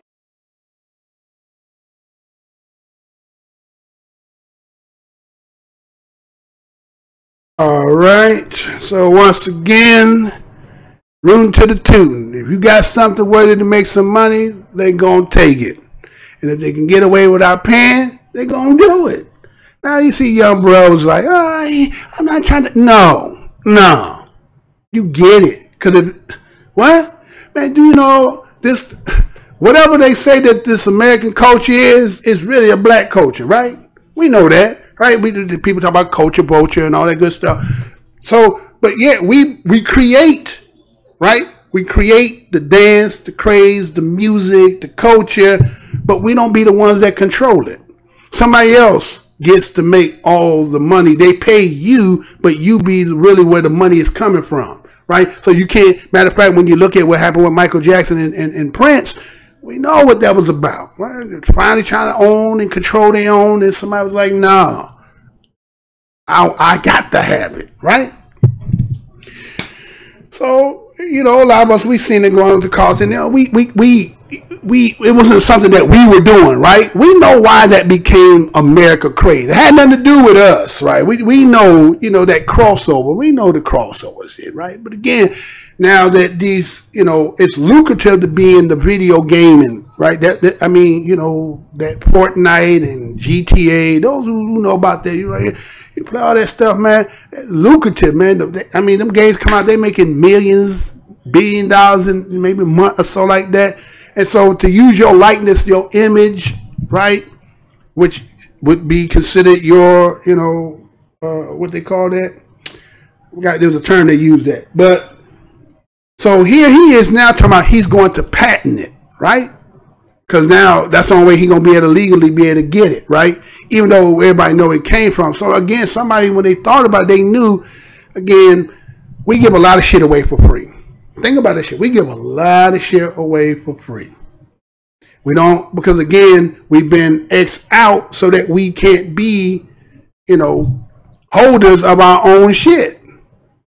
So what ended up happening is because they have the institutions that they created off our ancestors' money, and they back off their blood, sweat, and tears. Oh, you got money. Oh, we know. Well, how'd you get your money?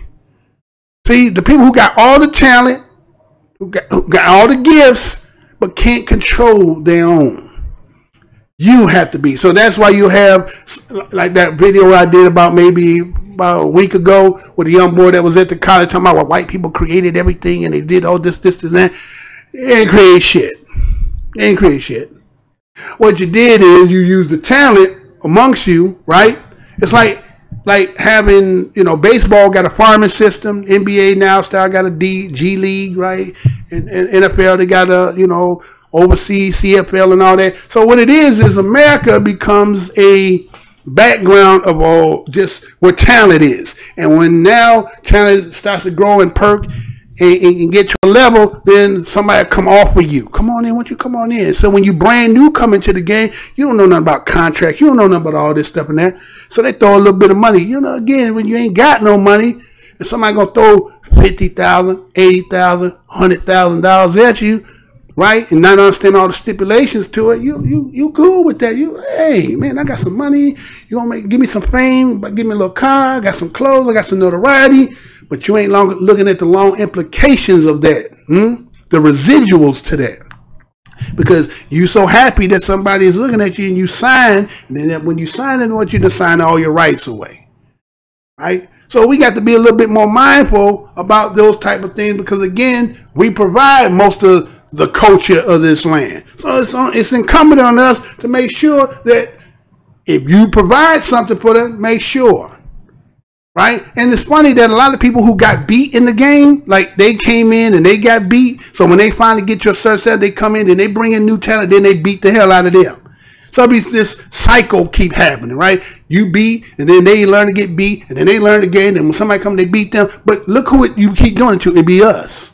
It be us. And we know that when the minute you try to create that institution to try to get yourself out, we seen what happened. Remember that distribution company they tried to do once upon a time? Remember that? Suge Knight and I remember all them, and Dame Dash, all them trying to pull that. And you know what happened with that, right? Came down, locked them down. That's over with, right? See, you can't be controlling that other than what Master P did out of his trunk, right? Other than that, kind of like he on YouTube, same thing. As much as the talent that you're getting, because you're getting a lot of different people who got talent, they coming on here, making platforms, doing certain things. You regulate where they views and stuff. You can regulate whether they can be big, or you can regulate where they small. And anything that they getting in the check, you getting a bigger cut than they getting. And then if you do, let's say, what's that shit? Super chat. They get half. They get 50%. They get 50% of the chat right off the bat. Like, damn, I'm doing all the motherfucking work. How you getting more than I'm getting? Kind of like the lottery and shit, right? You win the lottery and shit. I don't even understand that math. How you getting 50%? How you get 50% of the motherfucking win? What did you do? You know what I'm saying? And you still gonna put taxes on the rest. Anyway, any motherfucking way, right? All right, so I got a couple more, y'all. I got a couple more. That's the shit that's going over here up in Paris, man. Right? They got that shit going up in Paris, man. Motherfuckers up there getting it in, right? They over there like, man, enough shit is enough shit. And they're like, man, what's going on, really, right? Some people say we need to be looking at that because what's going up there that they doing what they doing. So let me show y'all this and come right back. In France, President Emmanuel Macron laid a white rose at the monument in Strasbourg Friday for the 4 people killed in this week's Christmas market attack. It comes as Macron ordered stepped-up security, including police and riot gear, to stand guard in Paris as anti-government protesters are back on the march. It's the 5th consecutive weekend yellow vest demonstrators are venting concerns about the economic inequality and overall anger with the government. Roxana Saberi is in Paris this morning. Roxana, good morning. Good morning. There is a heavy police presence here at the Arc de Triomphe and across the city as security forces try to prevent a repeat of the violent scene in Paris the past few weekends. Today, there have been minor scuffles between protesters and the roughly 8,000 police officers deployed in Paris. So far, they outnumber the protesters. Paris's police department says around 1,000 demonstrators are in the streets of Paris this morning, significantly fewer than in previous weeks, when some protesters set cars and barricades on fire and vandalized luxury stores. Police used tear gas and rubber bullets to control the crowds. The so-called yellow vest demonstrations, named after the safety vests drivers keep in their cars, began in November across the country to protest against an increase in fuel taxes. But the rallies morphed into a movement against the high cost of living in France, with some protesters calling on French President Emmanuel Macron to resign.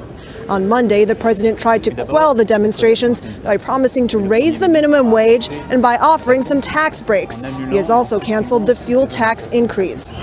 President Macron made some promises on Monday. Why are you still protesting? Because they're like 1/10 of what the French people are asking. So far, a few dozen arrests have been reported in Paris. It's not yet clear why the numbers of protesters are so much lower this weekend. It could be because of President Macron's concessions, the deadly attack in Strasbourg earlier this week, or the frigid temperatures. Michelle? Roxana Saberi, thank you.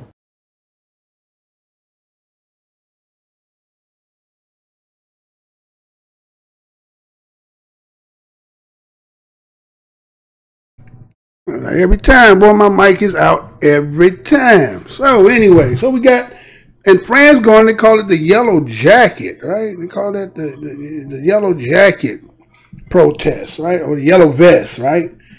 And so it's about the 5th week they've been getting it in up there because again they're saying well, they say the crux of the foundation is based on about the tax hike in the gas, right? And then it's just the cost of living that, again, people are working, working poor. People are working where they're not making no money that's suffice.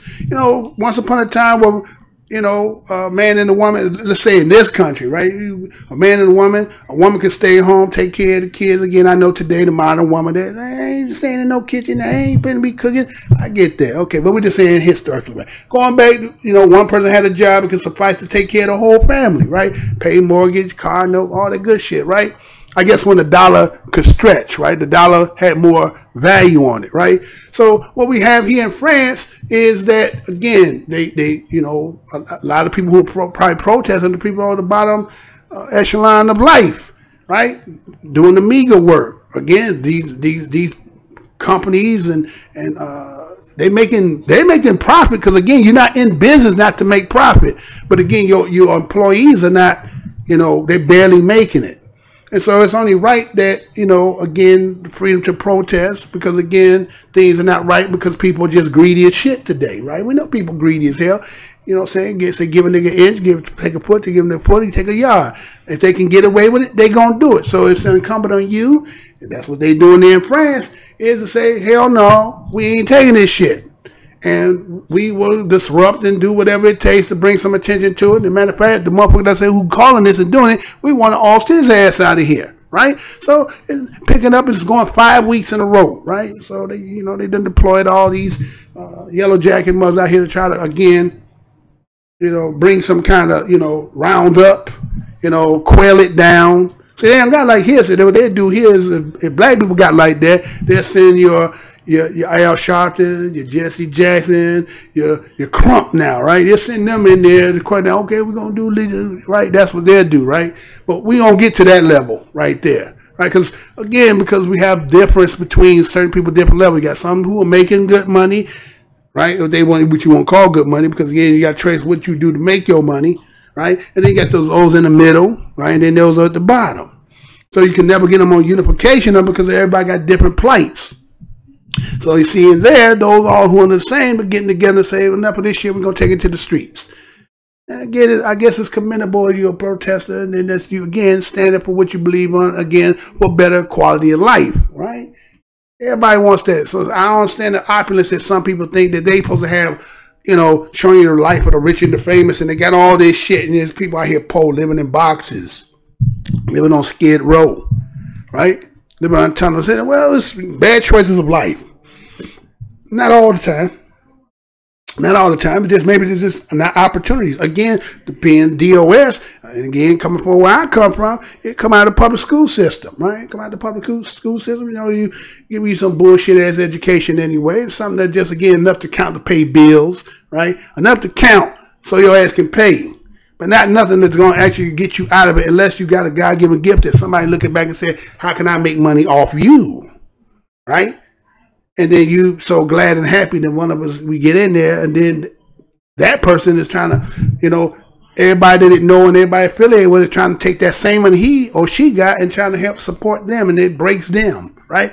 So it's never fair, right? So again, you're going to have to sometimes get out here and do what you got to do to bring attention to the fact, because again, they got to distract it. Again, that old story I tell for those who done heard. So a situation like that, so, the king is looking like, okay, well, what we going to do? So maybe get to see that bowl of pennies, take that bowl of pennies, throw it out the window. That might distract them to keep their mind off. So what that mean is they're going to probably give a little something, concessions, to make it quail down. What is it that we need to do? What's the bare minimum we can get them? They'll negotiate with you. Once they find out what your price is, they give you that. And then we're going to see it dissipate. It's 5 weeks right now. Ain't too much more they're going to take. Somebody in there they're going to negotiate with, and then after a while it's going to dissipate. People going to go back and forget about all what they done did. That's how it works. You know how that goes. I just want to bring that to some attention who might not know. Now this one here. This one here is kind of tripped out. Again, I play these. Sometimes you don't look at, well, you can look at it. But again, I'll take the story and not so much of what you're seeing, but I just relate it to us, right? But this was tripped out when I seen it. Check this out right quick. Check this out. Court case making headlines. A man citing a little-known law and getting awarded millions of dollars after his wife cheated on him. ABC's Adrian Banker with the details. Why are you taking my wife? The man in this desperate moment awarded nearly $9 million in an unusual court case to be paid by his wife's lover. Stealing! You're picking him over me? Keith King is seen pleading with his wife. The man restraining him in the doorway, Francisco Hizar, is the other man. Stop trying to enter. King's wife, Danielle, is heard off camera. I don't want this. I don't want it to be like this. King says he learned of their affair in 2015 after seeing a phone number he didn't recognize. He says he called it and Hizar answered. When he answered, I simply said, "She is a married woman. Do not contact her ever again." But the affair continued on and off until 2017, when King filed a civil complaint against Hizar, citing an obscure law, alienation of affection. Only on the books in 6 states, including Utah, Hawaii, and North Carolina, where King filed his claim, it requires proof of a happy marriage and evidence that the love and affection between a couple was destroyed by the wrongful or malicious actions of the defendant. King gathered text messages, Facebook posts, phone records, and hotel receipts, proving Hizar ended their wedded bliss. She's my wife, man. Now at trial, Hizar and Danielle King claim the marriage had always been troubled, and Tom Hizar reportedly plans to appeal. All right, Adrian, thanks so much. Hi everyone, George Stephanopoulos here. Thanks for checking out the ABC News YouTube channel. If you'd like to get more videos, show highlights, and watch live event coverage, click on the right over here to subscribe to our channel, and don't forget to download the ABC News app for breaking news alerts. Thanks for watching.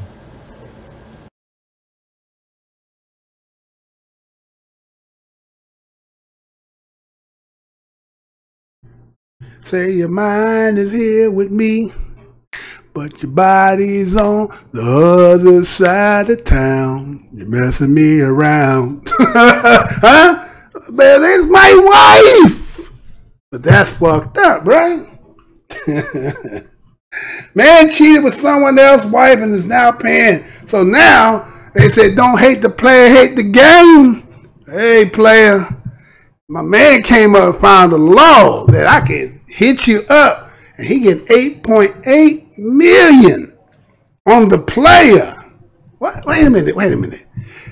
That's his wife cheating on him, and the player gonna get hit with the.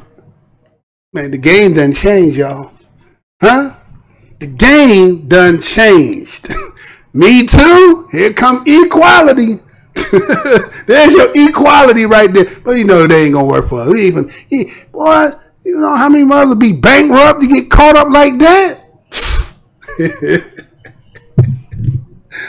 Again, look back at this story. It says it says in many states there's no punishment for adultery, but in North Carolina it can be a serious offense, as one man came to realize last Thursday.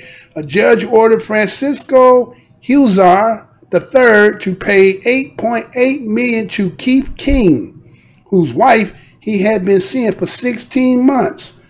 Why so much? Well, most of the money awarded consists of punitive damage, solely meant to penalize the defendant, but about $2.2 million of it was in compensatory or tangible damages. King's attorney, Joanne Foyle, said that after finding out about the ongoing infidelity of his wife, Danielle Swartz, his company lost revenue, and his employees, his wife. The pair eventually separated. King filed a suit on grounds of criminal conversation, alienation of affection, intentional infliction of emotional distress, and negligent infliction of emotional distress, and assault and battery. Sword and Hizar met at a bike show in 2015, a little more than 5 years after she and her husband got married. Sword said, who previously went by Daniel King, was in New York to see a bike show put on her husband's company, King BMX Stunt Show, a Texas resident who was working at the event, right? I ain't got to go through all that because, again, it is what it is. But my whole point is 8.8 million because you're hitting the player. See, this system is all geared up to punish the man. Now, again, you know, what's wrong is wrong, whether you're male or female. Female, you wrong. Okay, it fall on you, it don't go on him, because again, a man can't do nothing that you don't want him to do. And if he do it, it's called rape, right? It's called, you can get criminal for that. So if you are consenting or condoning it, then why it didn't fall on her? So who is this really for? And that's why this is why I'm really talking about this, brothers. So, you know, a lot of you, again, some of you like the other white meat, right? You like that pork. So, boy, if your ass get caught up, this might be the beginning of how the mug gonna get back at the mug. So, guess what? You're gonna have that kind of restitution on you. You can't pay it, so we gonna end up being? It's gonna be, you know what I'm saying? They again, as Bernard Thomas said, this is birth control. These mothers come with all kinds of forms of way, you know what I'm saying? Make a mother have to think about his actions, about what he do, because you know this could break you. You can hit that snake eyes, right? Roll that one and hit the snake eyes, right? And that'll be the end of it. You'll be done. I mean, what 8 point? I don't know how you even, but I guess because he had a business and all. Again, because she was an employee, they had a private business. She was an employee. Her not being there cost money. I don't know. We could get that, but again, whatever that would hit you with would put damage to your pocket. Besides destroy your family life or whatever else. So you know, a lot of shit. See, these are precursors to other shit that's gonna come down the pipe. So that's when they release shit like that. We're gonna be like, oh, what's that about? They do that for, again, to be continued. We're gonna hear some more about some stories like this coming down the pipe. Because something like, oh, you could do that? So that means when Muzz get caught up in a situation, he gonna take it to litigations. So he you know he done lost his woman. 16 months, he been done lost his woman to him. He knew that. He should have been on that, right? Nigga, he ain't sleeping no more, all that shit, you know, conversation ain't the same, whatever. He knew that, but this is the only way he can get back. And the courts are saying, yeah, you could do this now, right? So we gonna be seeing ourselves again. I just brought that for food for thought, right? And look back out here right quick, because I'm down to the last two. Let's see if some more conversations up in here. Let's see if anything else up in here other than what was last time. Okay, no, everybody been cutting pretty cool. Okay. Okay. LaForte Thomas, what's good, brother? Says 8.8 million isn't bad compensation. You know what I'm saying? Man, that could be a game. Huh? Think about this. Think of it from a game from this point. Send your woman out there, so somebody who got some money. Let them go ahead and be messing around and get caught up so you can go ahead and put a case on his ass. That could be a hustle. Couldn't that be a hustle? Checkmate, right? I know that's right. And I know a lot of men in their back of their mind like, hell yeah. That's me too. That's men's me too, right? Those who that happen to, again, you know, a lot of times when you become a man, you done got your heart broken. Brothers, you know what I'm talking about. Coming up, man, you know, it sometimes happen later on, depending on kind of, you know, who you run through. And women, the same thing. I'm not saying that, I'm not trying to isolate you. I'm just saying, for a man, you became that man when you got that heart broken, right? And some men become dogs based on that transaction, right? You know, got your heart broken, fell all in for mother played you like that, had you looking, you know what I'm saying? What would that Teddy Pettigrew song say? The whole town laughing at me, such a fool. Everybody know their business and shit, and got you out there, and you know what I'm saying? And then made you like that. And some men, they say, I'm gonna hurt every woman I can get. And then some brothers, you know, you get strong from it and turn your man, you understand, you get wisdom from that. But here is the Me Too for men that go through that situation, right? I know a lot of motherfuckers thinking like, yeah, I wish you would. I want that. If you're going to go out there, right, you're going to have that pet talk. And if you go out there, do it, you better get motherfucker that got something, because I'm coming. I want you to do it. Shit, I'm going to come up quick, because I'm going to get the next one. And when you look back, you're going to be like, I'm going to be smiling with you like, yeah, you helped me to get this, right? What happens if it go the other way? Can it happen there too? To be continued, right? All right, so let me go on. Couple more. I got just about two more maybe. All right, this one here I seen, you know, it affects our people. even though they're always trying to make us the poster of it. But we know we're not, because we're not, again, we only, they got us, well, we 3 in population now? We're not 2, we 3. Even though I know that'd be lying, but again, so they came up with this. Check this out right quick, y'all. Came up with this one. Today, the U.S. Department of Agriculture announced new rules that will restrict who can qualify to receive federal food assistance, known as the SNAP program or food stamps. As William Brangham reports, the move comes after similar explicit restrictions were blocked from the Farm Bill that President Trump signed today. That's right, Judy. Republicans and President Trump wanted restrictions to the food stamp program to be included in the $867 billion farm bill. But Democrats balked, and so those specific restrictions were left out. But the USDA, that's the agency that oversees the food stamp program, announced today that it is effectively expanding work requirements and allowing fewer exemptions for hundreds of thousands of Americans who receive this federal help buying their groceries. Republicans have long sought these kinds of changes, arguing that too many able-bodied Americans are getting help that they don't really need. Democrats argue these requirements are too harsh and will hurt unemployed and underemployed Americans. Jeffrey Stein has been covering all this for the Washington Post, and he joins me now. Thank you. Thanks for having me. So tell us a little bit more. The USDA put out these rules today. What specific changes are they making? So I think what's really important to understand is that the vast majority of the 40 million Americans who receive food stamps are working. And there's ways around what basically the states are allowed to do is to grant exemptions for these work requirements for people with SNAP benefits if they live in an area with very high unemployment. That way people can still get the benefits they need to be able to eat, even if they can't work because there's no jobs and job opportunities in their areas. What the Trump administration said today was we're going to restrict and pare back the ability of states to grant these waivers, which will have the effect of cutting off potentially 755,000 people from the program.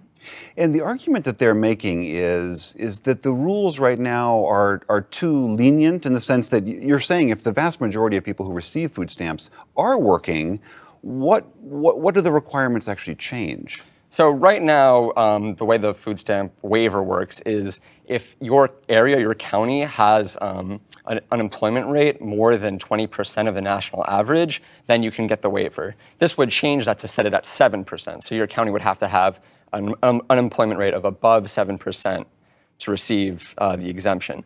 And there are approximately 900 counties across the country that fall into that designation. So this could affect a lot of people who rely on these benefits. So of those 750,000 people, do we know kind of who those people are? Are they old? Are they young? Are they like, who's the demographic question. there? It's mostly white people. It's mostly poor people. The average income of this group is about $4,000 a year, which is $4,000 a year. It's really not a lot of money. But there are throughout the country, 36 separate states and territories have these waivers. So that's basically half the country, more than half the country. So it's a wide swath of the poor in America. The Republicans have long argued, this isn't just a fight that's happening in the Trump administration, they have long argued that people need to work, and if they work, then they can receive these benefits. Like, this has been a long ideological fight that the Republicans and the Democrats have been fighting for a long time.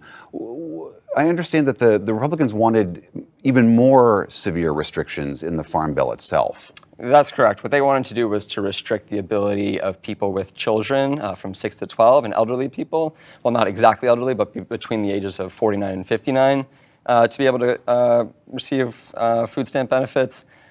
Those changes were rejected because congressional Republicans needed votes in the Senate to pass their farm bill. So the Trump administration is just going to do this unilaterally, bypassing Congress entirely. So the rules have been put forward. I understand there's a 90-day window now, and I understand I've already seen in my emails and on Twitter that the Democrats and other groups that support the food stamp program are really fighting this. Like, is there anything that they can do right now to change this? There's going to be a legal challenge. It's not exactly clear who's going to file that. My guess is it's going to be governors in Democratic states that say this impedes our ability to effectively administer the program, but we haven't heard that yet. Right now, it really seems like the Trump administration is going to be able to do this without anyone stopping them. Maybe that will change, and we'll see. Jeffrey Stein of the Washington Post, thank you very much for being here. Thanks for having me.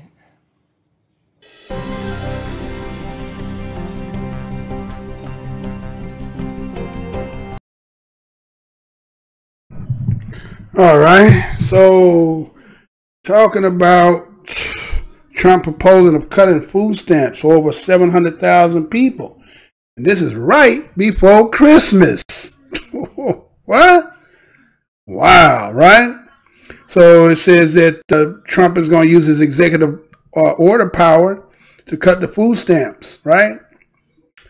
And they're saying that the United States Department of Agriculture is proposing that states should only be allowed to waive a current food stamp requirement, namely that adults without dependents must work or participate in a job program, right?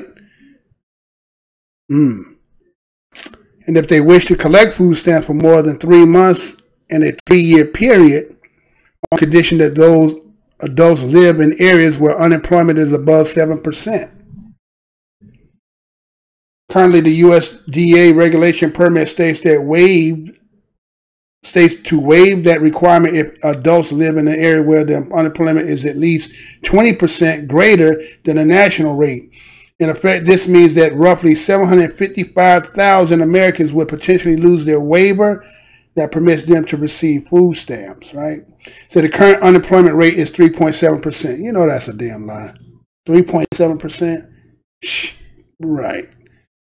The Trump administration decision to impose the stricter food stamp requirements through executive action constitutes an end run around the legislation process.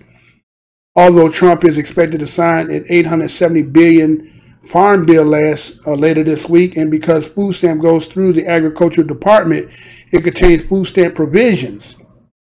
The measures does not include House stipulation restrictions, the waiver program, and imposing new requirements on parents with children between the ages of 6 and 12, as we heard in the video, right? The Senate version ultimately removed those provisions, meaning that the version being signed into law does not impose a conservative policy on food stamps, which right-wing members of Congress were hoping for. Congress write laws, and administration is required to write rules based on the laws. You got Senator Debbie Stabenow, a Democrat from Michigan, told the New York Times, Stabenow is now the top Democrat on the Senate Agriculture Committee. She says that administrative changes should not be driven by ideology. I do not support unilateral or unjust changes that would take food away from families. By contrast, Secretary of Agriculture Sonny Perdue defended the new policy by pointing to the lower unemployment rates, saying that it's unacceptable to most Americans and belies common sense, particularly when employment opportunities are as plentiful as they currently are. Perdue also claimed that the new policy restores dignity of work of a sizable segment of our population, right? And it goes on a little bit, well, it's a little bit more. The issue of the food stamp has long been hotly publicized or politicized. During President Barack Obama's administration, conservative critics like former House Senator Newt Gingrich refer to him as America's finest food stamp president, right? So, again, you heard in the video where the individual that was sitting there talking said that, again, finally they said it right. It's white. Again, we know there's about 330, 340 million people in this country. And again, white people say they are the majority of the nation. Then if there's going to be people on food stamp, it would not be the face of black people. Again, if we 13%, the majority of that 13, let's say 13, 14%, majority of that's going to be children, right? Then you're going to have your certain age between 20 and 30 and then 40 and so forth, right? So out of that, we're going to say, we break that up to say there's 4% women adults and about 3% men. I'm roughly just, we're going to children about 7%. We're going to get about 6%, right? So that wouldn't really affect us because, again, when we talk about living in areas, again, for some of us who have, better employment or either own our own business and stuff like that, then that has nothing to do with you. But we just say that most of our people that are down on that other level, they live in them high unemployment areas. So that ain't for the benefit. That's not to really take from them, I don't think, right? Seems like there's people like that story I did, remember about the lawyer that was getting the housing voucher. that was supposed to go to people who would qualify, but because she had money, she went and did it, and then she ended up renting it to other people. I think there's a lot of white people who take advantage of situations that shouldn't be getting it and apply and get it, right? Because they say something about 7%. Well, that sure wouldn't be where our people at, right? 7% unemployment. That wouldn't have nothing to do with us, right? Our shit is 30, 40, and 50% in most places. Right? Could probably even be higher than that. Right? Ain't no place for jobs. But you know they also were trying to implement, going back a little time too, that little food box. Was trying to cut away the whole money and give you this little box of food and shit, right? All that shit nobody gonna eat, right? So you're gonna still be hungry and shit, right? So again, if we're gonna hit 750,000, right? I don't think that portion would be most about, but again, there's a stipulation because you got some people who are getting food stamp that are seen to be they're able-bodied, right? That's what I'm saying. They're able-bodied, but the problem is you can be able-bodied, but there's still no employment. So what good is that? Okay, I'm able-bodied, say I'm 24 years old, 24, 30 years old, struggling out here. Again, I went to school, whatever I went to school for, they can't, I can't materialize that to make a real income. So I'm out here trying to find some meager kind of work again, maybe I done did some things when I was out on the street and I done, got myself penalized, so I can't really get that. So I'm out here trying to hustle. Maybe they don't want to do that, right? So they're trying to do other ways, hustle, whatever. And so they trying to get some food stamps just to get something to maintain, to get something to eat, maybe, giving it to somebody who they living with, right? So you want to take that away from them too.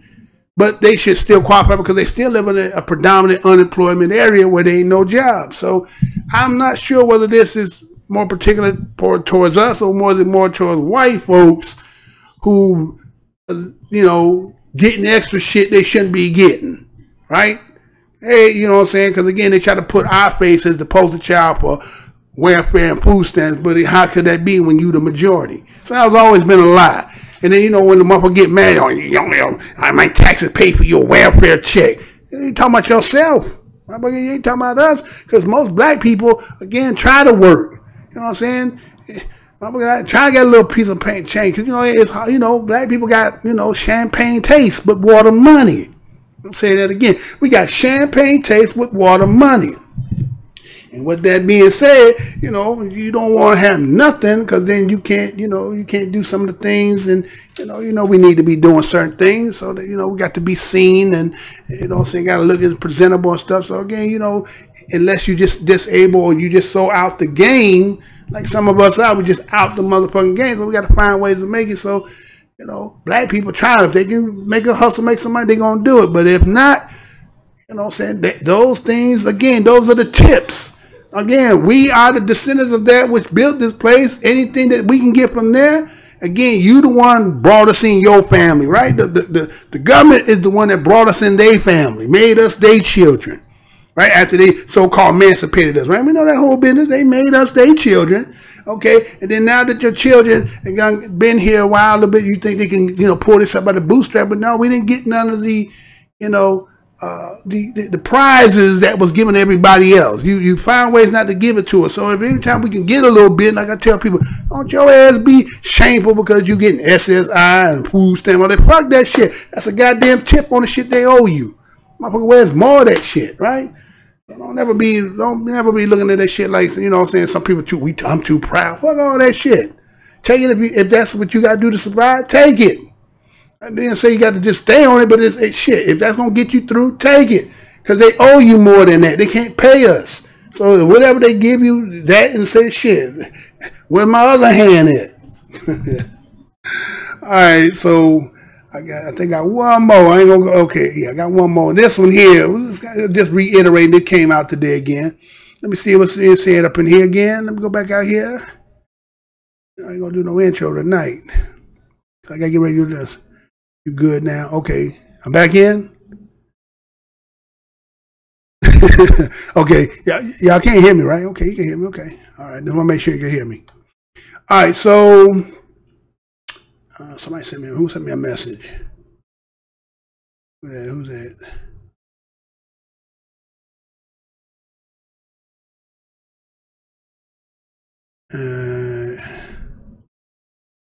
Emmanuel L. Moshe commented 2/19/30.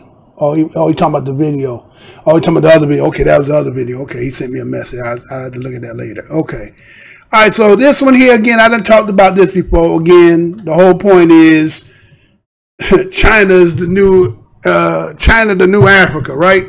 So something dropped out today. Let me play this to you and to come back, and then this probably be the one in the show for the day. I had to get ready for the Tonight Show. Told you I'm gonna come in. I'm trying to come in twice, y'all. I'm trying to get back in good. All right, come on, let's get to it. All right, let's do it now. There you go. China has invested billions of dollars into the continent of Africa to build massive infrastructure projects. Much of this infrastructure is part of China's Belt and Road Initiative, an estimated $1 trillion plan to connect the country to trade routes all over the world. African leaders like Kenya's Uhuru Kenyatta have favorably compared China's investments to earlier projects built by colonial powers. Where the old railway was built by force and violence against the wishes of those whose land it divided, the new railway is built by consent and partnership, both between ourselves and China, and between the governments, which will prosper and profit by it. But is China's investment in the continent actually a win-win, as some African and Chinese leaders have said? Or just a new form of colonialism on a continent that's experienced so much of it? In this episode, we're examining China's Belt and Road Initiative and what it might mean for Africa. While China's Belt and Road Initiative was only proposed in 2013, the country's first infrastructure project on the African continent was built decades ago. The Tazara Railway, completed in 1976, was built to connect copper mines in Zambia to Dar es Salaam, Tanzania's former capital. The Tazara Railway was the first infrastructure project built on a pan-African scale. China's Belt and Road projects will be designed with this scale in mind, creating new trade routes within and between African countries. In 2017, a Chinese firm opened a railway network in Kenya, connecting its capital Nairobi to the port city of Mombasa. There are already plans to extend this network into South Sudan, Uganda, Rwanda, and Burundi. China, through its public and private sectors, has already loaned about $132 billion to African countries from 2006 to 2017. Many observers worry that African countries won't be able to pay back these debts, placing them in what's been called a, quote, debt trap. The Jubilee Debt Campaign, which campaigns for poor countries' debts to be canceled, estimates that about 20% of debt held by African governments is owed to China, making it the single largest lending nation. For comparison, 35% of African debt is owed to multilateral global institutions like the World Bank. Earlier waves of Chinese firms that invested in Africa made mistakes that caused problems for those countries' governments. Starting in 2005, tens of thousands of workers from China poured into the West African country of Ghana to take advantage of a gold rush. This eventually provoked a local backlash due to accusations of illegal mining, inflaming tensions between Chinese miners and the local government. Many observers have pointed to projects like this as examples of China exploiting Africa for its natural resources through, quote, neo-colonialist behavior. However, other observers contend that the majority of investment from China has largely avoided creating the problems seen in Ghana's gold mines, precisely because resource extraction has not been the main focus of other investments. In fact, the #1 industry for Chinese investment has been the service industry, according to IMF economist Wenjie Chen. She also points out that the countries where China's investment has been largest include those without abundant natural resources, such as Ethiopia and Kenya, in addition to resource-rich countries like Nigeria. Ultimately, African governments may feel that the risk of accumulating debt is outweighed by the benefits of new infrastructure. The China-Africa Research Initiative found that roughly 40% of China's loans between 2000 and 2015 went towards paying for energy projects, and another 30% went toward modernizing transportation on the continent. These loans were set at relatively low interest rates and with longer periods of time to pay them back. The Center for Global Development crunched the numbers on debt to China as a result of the Belt and Road Initiative and found that 8 of the 71 countries involved in the project were particularly vulnerable to getting caught in a debt trap. Of these 8 countries, only 1 was in Africa, Djibouti, a port country that's also become a military strategic point for China. The other 7 countries are in Europe and Asia. Nevertheless, China has denied engaging in debt trap diplomacy. 我要强调的是，共建“一带一路”是开放的合作平台，秉持的是共商共建、共享的基本原则，没有地缘政治目的。 In an attempt to strengthen this collaboration, China has also promised to align its goals for the Belt and Road Initiative with the African Union's own development goals of greater interconnectivity on the continent. However, these promises have yet to be outlined. Ultimately, China's push in Africa may be seeking to increase the country's influence rather than reap financial gains. Its investments are already strengthening China's alliances with African governments, to China's benefit. Every African country but Eswatini, formerly known as Swaziland, has cut ties with Taiwan, a prerequisite for diplomatic relations with mainland China. Some observers think that as African countries rise economically, they could actually have the upper hand by the time they negotiate payments back to China. This explains why African leaders have been so confident in calling Chinese investment a win-win. But only time will tell if their long game pans out. So do you think China's investments in Africa will be a boon to the continent? Or are they a form of neocolonialism? Let us know in the comments below. Thanks for watching Now This World. Don't forget to like and subscribe.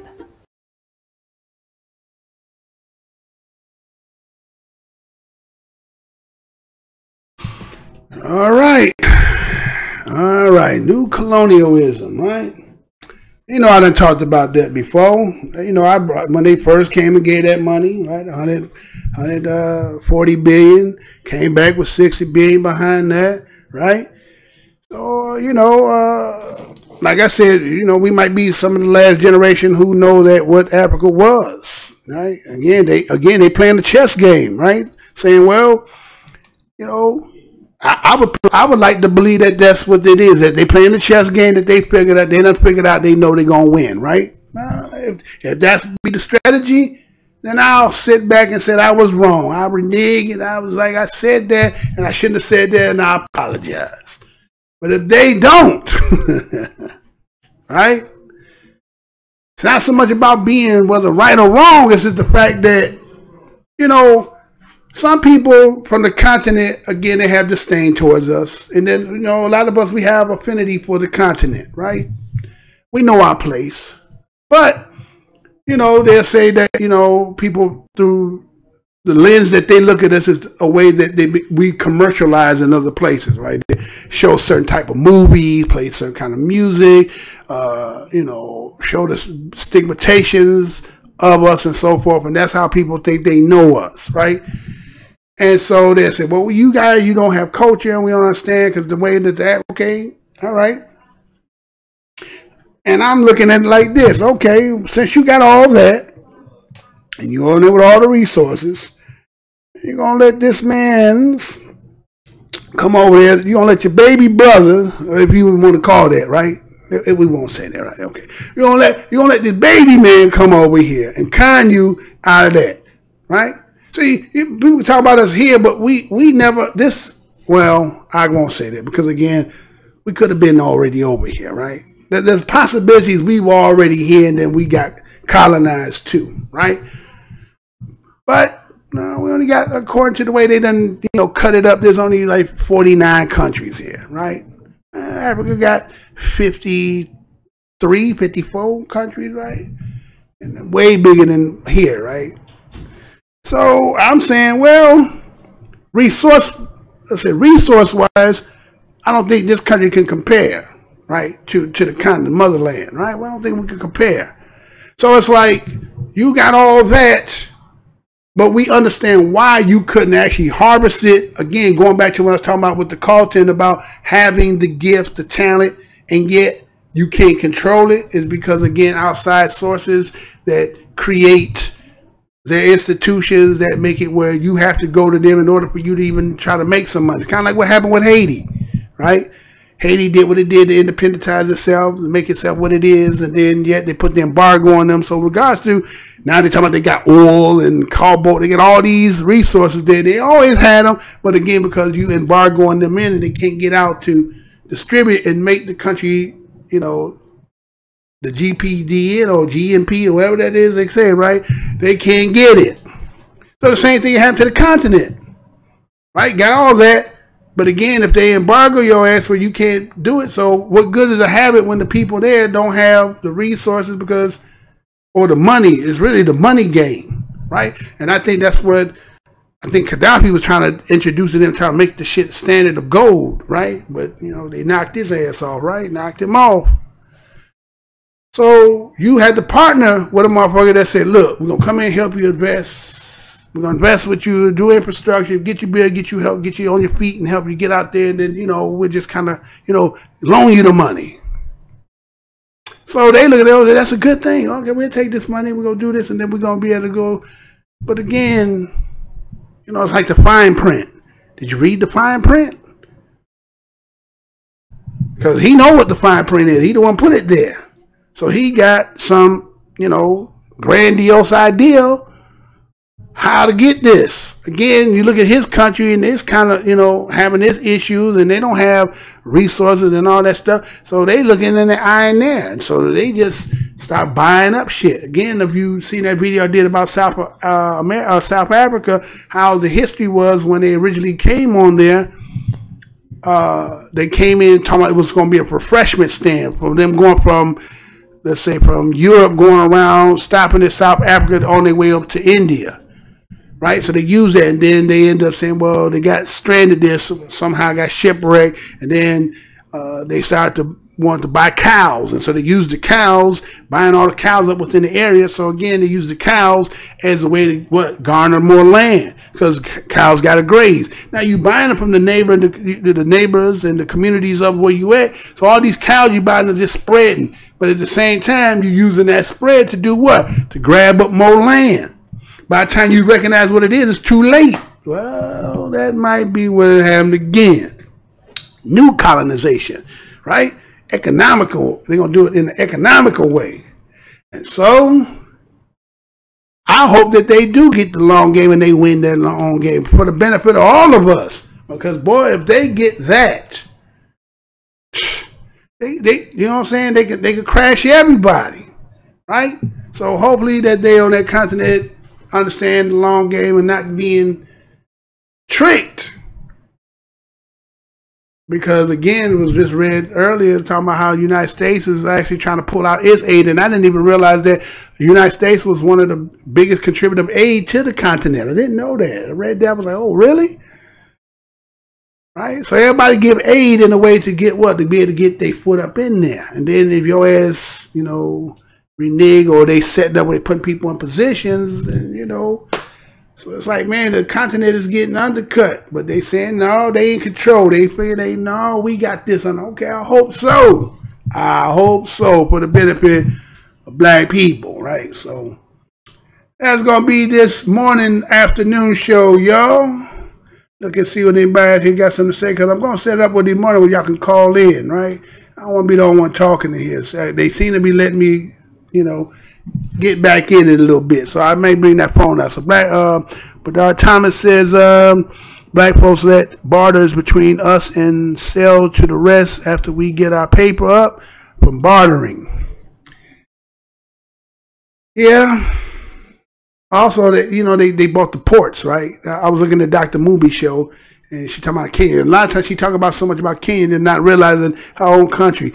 And I think they want her to shut her damn mouth is because they're saying, you know, we looking bad, right? In a way, Africans are looking bad because you letting the Chinese come in there and doing that and act like you don't understand the game you coming with, right?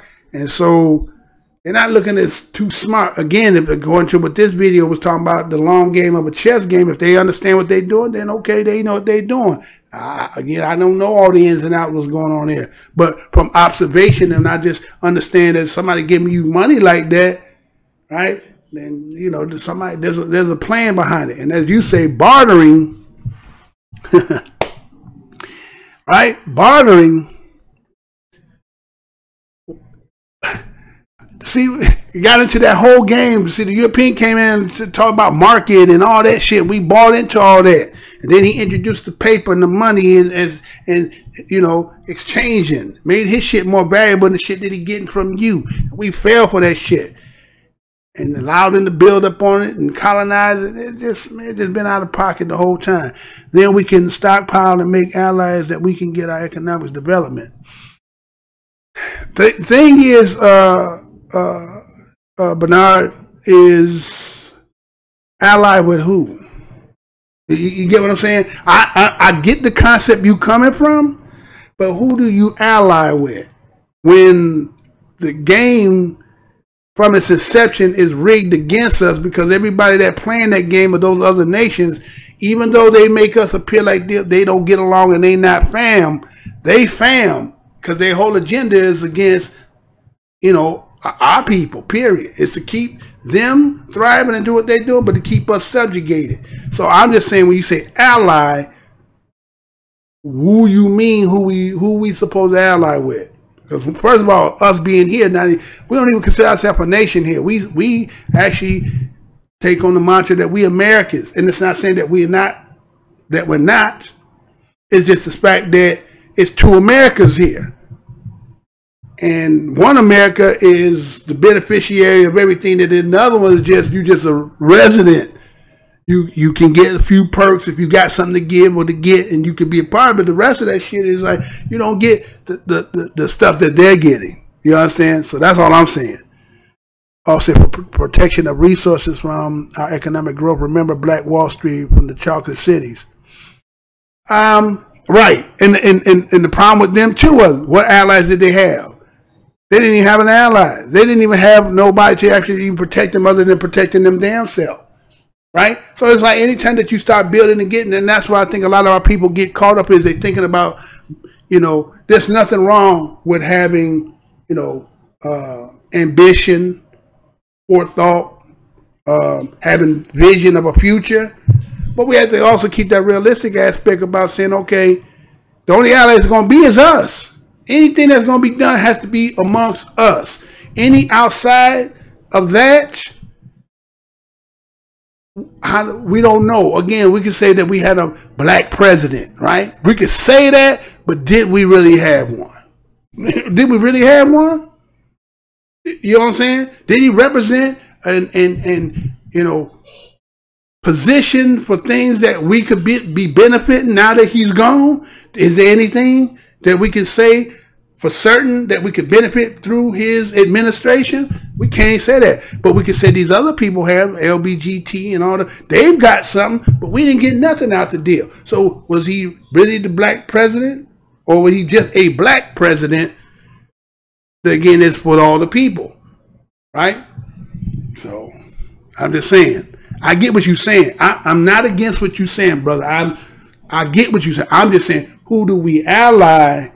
Because again, as a nation, that's what nations do. They allies with other nations. So how do we don't have that. So the only ally we got is amongst ourselves, right? And then that part that you talked about in there about stockpile, again, they got the receipts. I'm just saying like this, brother. They got the receipts. I know what you're talking about, but they got the receipts, right? Matter of fact, there's a brother on here, Irritated Genie, right? If you remember when he first, those who know about Irritated Genie, right? Remember that Fox was doing that thing when he talking about he worked for the Homeland Security, right? And talking about all them stuff he's supposed to have. I would like to have that conversation with him, right? What would you do with all that stuff they claim that you say supposed to have had? Or was that some bullshit? That's where we stockpile the income from bartering and selling the protection comes from that. Okay, and that's a plan. That's a plan. You know what I'm saying? I think the only problem with that is the individual. We can't be individuals. There's some way we have to come to the point where people gonna have to drop some of these flags that they hold in. Let's say whether it be religious flags, organization flags, and all this stuff, and come to what the common denominator of our existence and our plight is, and then what you talking about, start implementing some of this stuff, and then you understand. Then maybe, but other than that, that's we just an open hand. You know what I'm saying? Our hands is spread open. Like I said, if your hand is spread open, you might can smack them. You can smack the shit out of somebody, but I don't know if you could kill them, smack them to death. You know what I'm saying? You need to be able to put that fist together, that hand together to make a fist, and maybe you can do some damage. And that's what the hardest thing is, trying to get that fist together. Yeah, that's what John Henry Clark said, that we had no friends, right? He said we had no friends in this. And even at the people that come here, nobody really, you'll have people who will advocate for other people's problems. They say they talk about the immigration and all that, but they don't never turn around and say, well, you know, you guys are doing the African American or Black Americans wrong. Nobody don't give a shit, because they came here to get something from us too. Right? They came here, they all come here to get something, a step over us. Because it makes them feel like they got something, they better than us, right? Everybody want to be, they better than us. But then technically you're not better than us, because again, we contribute everything that everybody's trying to fight to get to. We built that shit. Even the motherfucker that say it's his shit, he didn't do shit. We put in all the damn work. And that's just what it is. So we reach the youth in the alleyways, the boxes, the drop off, we a stockpile. That's no, okay. I get what you're saying. That's why shows like this and other shows, again, we gotta have somebody who actually reach them and get them to start having a conversation. That's why I start showing the stuff that I do, because again, you know, these kind of things that's going on, that again, most of these channels they talking about all the, you know, Hollywood shit and hip hop stuff and, you know, stuff like that, and the ideology people done. But you gotta also pay attention to what's going on in the world. And once that become part of the curriculum, then maybe people can see a little better when they see what's really developing and what's happening. But you know, that takes time and maturity. See, a lot of times thinking like this: when you're younger, you out here, you wild, you running out and about. You ain't got no, you don't sound, you ain't got time for that, because you trying to, you know, you getting involved trying to create this image or person you trying to be. It don't. Some people don't wait till they get around 40, then they start saying, "What was this shit all about?" No, you got to get this game before 40.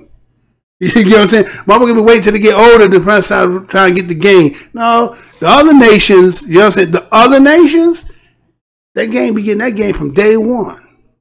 They be setting that agenda from day one, and that's our problem. We don't be setting the agenda from day one. We wait and let them do play and all this other stuff, and then go through all the stuff and going in and out of jail or having babies at early ages and all that, and then life gets so bogged down to the fact that this person now is trying to reinvent themselves.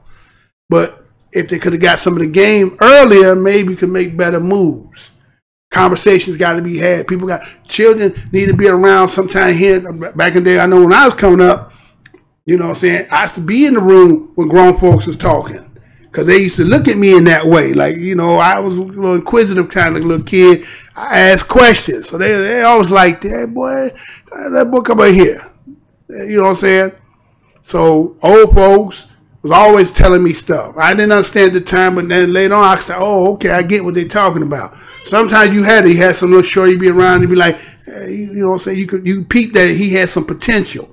But we need to have more than just that. We need to be more than that. That means everybody in their household need to be doing the same thing. That needs to be a prerequisite that it must. Because I seen an article earlier this morning I was reading, was talking about that the millennials are the worst taught because they say their parents don't teach.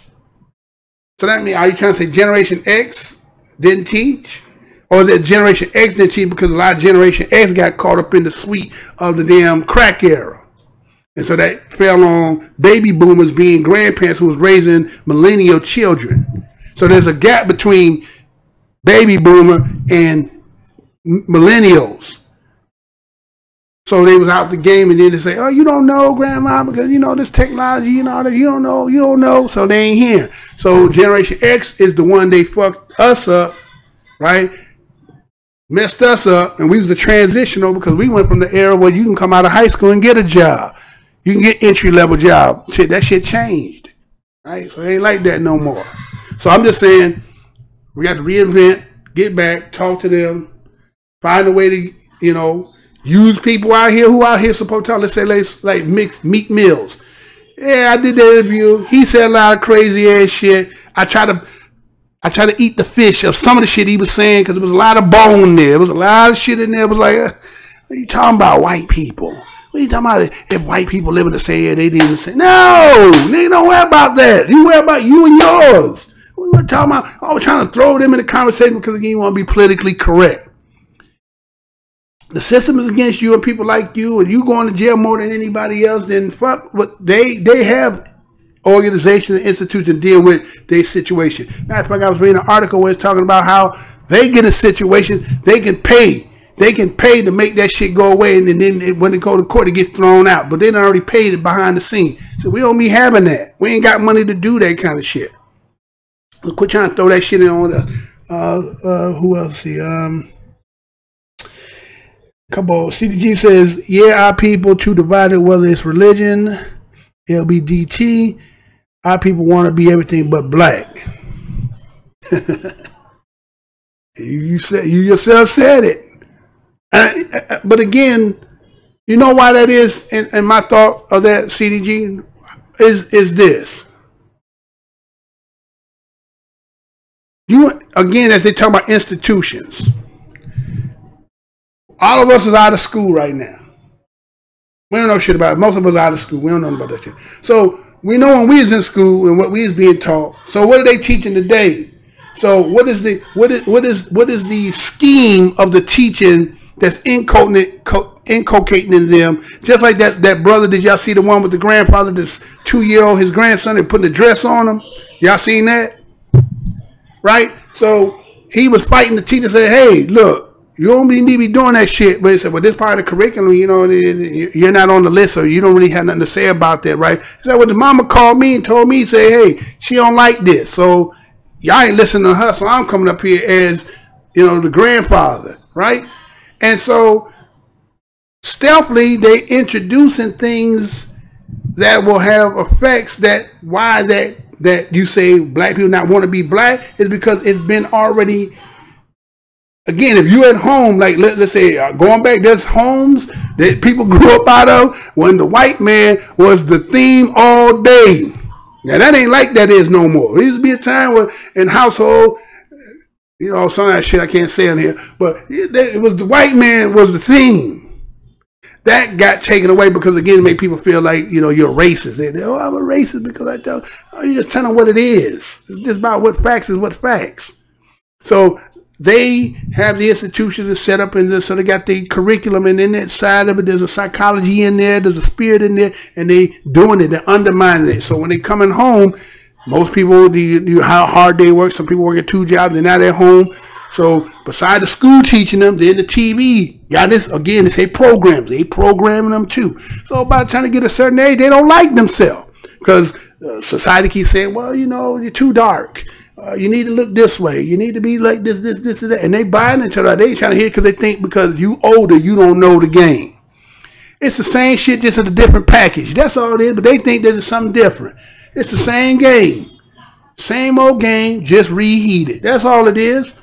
But sometimes they got to go through it to figure out to get in a situation. Then they want to come to you and be like, you don't be like, I told you that you just have to be patient. But at this time, you gotta get them when they're young. Especially you got grandchildren and shit. You put it in them. We can't wait. You know what I'm saying? We can't wait no more. So what else I got up in here? Yeah, people need to be more utilitarian. Okay, right? Yeah, the facts. Everybody want to blame millennials for being ignorant, but not taught us. No, right? The millennials got caught because of what happened with the crack, right? A lot of people don't like to talk about that as if that just went away. The crack was, again, the Hiroshima and Nagasaki of the United States on black people. There was a lot of detriment on that. So there was a lot of children who end up had to be raised by grandparents. And those grandparents, if they baby boomers, again, depending on who they are and what they, some of them, they were just either, you know, high school, hole in the wall type, you know, partied, right? Either you had the party type, right? The ones hole in the walls they were talking about back in the days, right?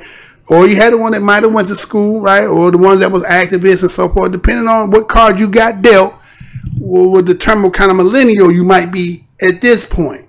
So if you end up getting hole in the wall party type raising you, then yeah, you didn't get nothing inculcated in you, right? So you went on with the system or with the people you hang around and you learn from that. But you know, so the parenting got lost because there was a extract of the crack era people. They got knocked out of the game, and that was by design. Because they knew that those that came out of that Generation X coming from 65 up, based on what had taken place in the 50s and 60s, it was another strong generation coming up. So they knew they better do something about it. And that was it. The crack. That's why they call crack the crack. It did something. It did something. Again, the studies and all that. So they ain't really study. They don't want to talk about it. Everybody want to act like they don't want to talk about it. But we're now about 2 generations from that, right? Or a generation from that, right? And so the detriments and stuff, and you know, the fierceness and the anger and all that shit is part of that shit. So I'm just saying, no, I would never blame the millennials. I just say you don't know no better because, again, whether you either got your parent or you had your grandparent, and then it just depends on who your grandparent was, then you're going to be a byproduct of that. So over here, we would never say that. I'm just going to tell it for what I know. Thomas said, yeah, moves in the shadow. Maybe it's a blessing to be on the block. You on Mr. Blow, you know that there's an advantage. I take the game and move on the streets over the dinner table and talk. You're right. You got to do that. You again, remember those who say you read the Bible. What it say to inculcate to a child when you get up, when you sleep, and when you walk in, every opportunity. Every opportunity you got, or every opportunity you get, you're supposed to always find a way to inculcate that, a way to teach, a moment. Even watching a damn movie, find something in that. That's like the same thing I did with these clips. I'll take that clip, yeah, it might be showing that, but there's something else, and I'm gonna extrapolate out of that and be like, look, what about this part right here? Fuck all that other shit you seen with white people on. Fuck all that shit. What about this part right here? That's what we got to do. You got to always find that moment to be like, look, take something out of here, and look, here's a teacher moment. We got to get back to that. And see, people selfish because, again, it's about this self-grandizement about I want to look good, right? You know, people, how I look is how I feel, the Cortez bullshit. So a man think it, so a man is. So if I dress the part, look the part, ride the part, then everybody think I'm the part. But it really was really destructive, right? You ain't doing shit. You probably learn more from a goddamn bum on the street. He know how to survive. He'll tell you some shit. Then the motherfucker that's all, you know, geared up, got all the money and shit, and then when he get to talking, he be like, what the fuck are you talking about? Right? So you, right, as into moments, you have the ability to do it, even if it's not somebody, you know, let's say you're on the train and somebody doing some fuck shit. They used to do that when I was coming up. On the block, you be doing some shit, somebody come by there, check your ass. Hey, man, ooh. Like then we didn't get up in adult space. We didn't say all that fuck shit because, you know, you had that respect because they was older than you. And you knew you was on some fuck shit. And the problem is today, people be knowing they be on fuck shit, but they be mad because your ass saying something.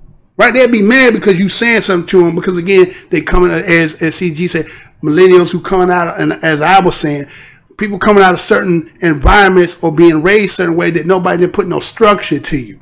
And so somebody try to come and give you structure, your response is going to be physical. I whoop your old ass and all this other shit you see? So you heading down the wrong path where it says, honor thy parents to have long life. Well, all this dishonoring is why there's so much short life. because you didn't respect nobody. And some people probably came to you, and sometimes you didn't want to hear that shit. And so you say, I'm going to do it my way. Everybody talking about to get money. Well, the 90s was the get money era, right? They came in, everybody was about how to stack the money. As we talk about now, money is a necessity for life. We need that shit. But when you'll do anything and everything to get it, and you have no moral code to it, then you get a lot of shit that we see, which is dog eat dog world. Motherfucker will eat whatever it takes to get what they got to get. And so we got to get out of that. How do we get to them? Because there's too many facets that are getting to them. They'll use, let's say, hip hop. They'll take the starism of that individual, and then he has the words behind the music, and he's infusing, and then here you is just coming and talking.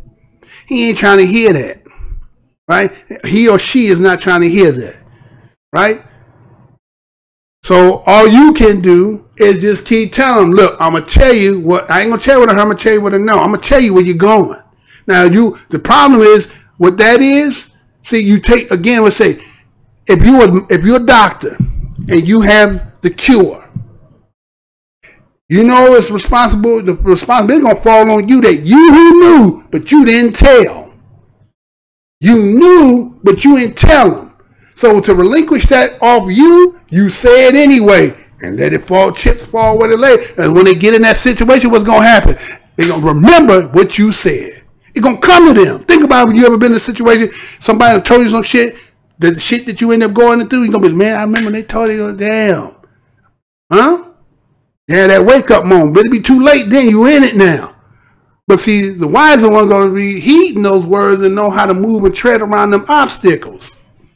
You get? So, you know, problem is what you saying, bruh. On the corner, see motherfucker, talk to him, motherfucker, look, you know, you can't even look at motherfucker in the eyes too much. You know, motherfucker, what's wrong? You know what I'm saying? Because again, the dysfunctionalness that then took place has now took proceedings, because that's what's the reality of our existence of what we call normal. And that shit ain't normal. But that part of the teaching part about caring and trying to teach and rear has been gone. So only most of they get it from is the same people from the dysfunctional aspect of themselves. And they ain't trying because they using them so they can come up, right? I got to keep you dysfunction so that I make my money, right? That's how I make my money. You out here doing the work, being dysfunctional and fucked up, and I'm calling it for you. That allow me to stay in position. Right? Allows me to stay in the motherfucking position. And so, you know, this internet, these places have places for us to do what we're doing, but we're gonna have to find a way to get them over here. We got to, you know, that's why I want to get these phone lines opened up pretty soon. That's why I'm working as hard as I'm doing, because I know I got some good people over here. I know I got good people over here, right? I know I got good people. Anybody else over here? This is not facetious. Like I'm somebody. No, I'm just saying. I know I got people who know how to look at shit and be like, okay, this is what it is, right? They need to be around people like that.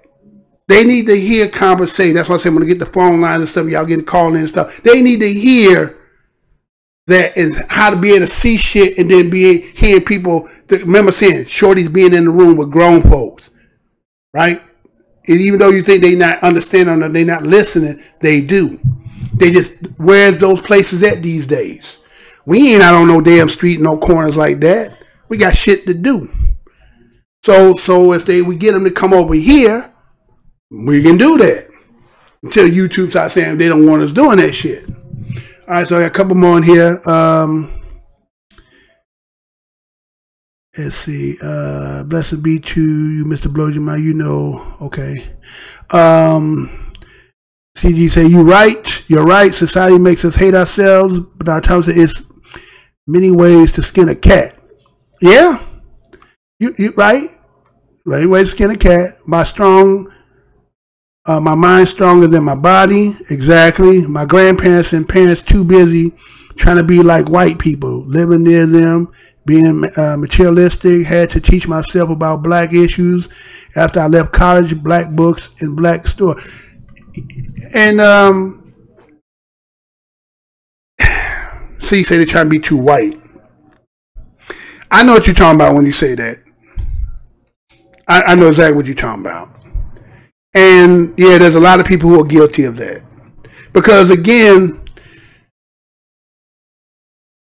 everybody not born with that. So as much as you see that you'll see people on here and they doing what they do, not everybody born to do that. And everybody didn't have that. And everybody didn't walk and have that. Because again, you are sum total of your experience. For me, they taught me early. White men taught me early. Shit, I had potential. Y'all, I read and shit right there. I wasn't even really studious like that, right? I just was always motherfucker that could do the shit naturally. Always naturally was able to do the work and all the shit. Could fuck around in the back room and call me to the damn school. I could go up there and do the shit. And teacher looking at me like, yeah, I was paying attention, but I was just doing what I was doing. You ain't doing shit in here that I ain't know. All right, fuck it. So, knew the potential, leader type motherfucker, came up with that, all the friends and shit, all that kind of shit, right? So them teachers used to be like, I gotta break this nigga. You know what this dude? Let me tell you some personal shit. When I was in and I was going to grade school, after second grade, I think first time shit happened. Had my teacher named Miss Lovebitch. That was her name, Miss Lovebitch. She dead probably now. I know she gotta be dead now. Her ass, I'm like, okay, second grade. So I can't be no more about 7 years old, right? I'm not second grade. So again, the area that I lived in, again, you know how they were rejustificating. Black people migrating in, right? People that used to be living here with white people and Jewish people, right? So the people moved out, but the teachers who worked at the school had to stay there because that was their job. So here we is, black students, we at the school, and we got white teachers. Seeing the potential, say, well, this is what my fucking, he think he's smart and woo, this and that. One day, talking we line up. So I'm standing out line a little bit. I'm only 7 years old. I'm standing out line a little bit. Bitch come by, punch me in the motherfucking stomach, right? I kind of spit up, right? Now, I ain't cry. You know what I did? I got my motherfucking coat and went home. I got my coat and went home. Went and told my mama, right? Mama to come up there, police and shit all up there and shit. Okay. So all right then, all right. So now when I get to motherfucking 5th grade, got another motherfucking white Jewish ass teacher. Miss Kane. Every day 30. Well, if I was you, man, I come up here, I hit you with a stick. I'm like, what the fuck is wrong with this woman, man? She always had a problem with me. I'm doing the work, passing your bullshit ass test. She had a problem with me. 6th grade, get another one, an axle rod. Bitch was trying to put my ass under a fucking desk. Why her ass sitting there? One day she did that shit. I picked the whole motherfucking desk, threw that motherfucker down, was like, fuck that shit, suspend me. You ain't gonna do this shit to me. You get what I'm saying? So what it is a lot of people of their sum total have never had the experiences with white folks. So all that shit is kind of like how white folks learn about black people. I learned personally from there with police. I got stories for days. They done trained me to be this way. That's why you don't see them come on here talking that shit, because they can hear it in me. They know I say I'm a whiteologist. What nigga say he a whiteologist? What am I saying? Study of white folks. I know them. Not because I'm trying to be some coon ass nigga. I'm telling you, look, this is the kind of shit these motherfuckers be doing. This kind of shit they be doing, right? You haven't heard that, huh? Oh, okay. No, man, look, let me tell you, again. They did that bullshit, right? Try to put a nigga under the desk to demean me, try to break my spirit because they see who I you hear me talking right now? They knew that then. Remember the story I did the other day when I talked about the boy in high school that got into it with the coach and talking about the story his ass? I'm talking from what I know. I've been in the same situation.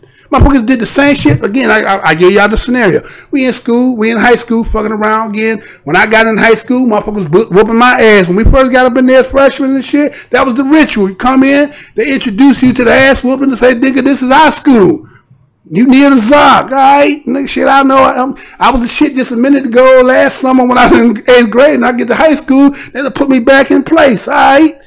Okay? So now when it's my turn, I do the same shit. I just happen to get a motherfucker that was I didn't know who the fuck it was. I just grabbed any nigga. You know, the other motherfuckers was grabbing brothers. I went and grabbed them. You know what I'm saying? You know, they go and grab other brothers and sisters. No, I go grab them. And so because I do him, I suplexed his ass.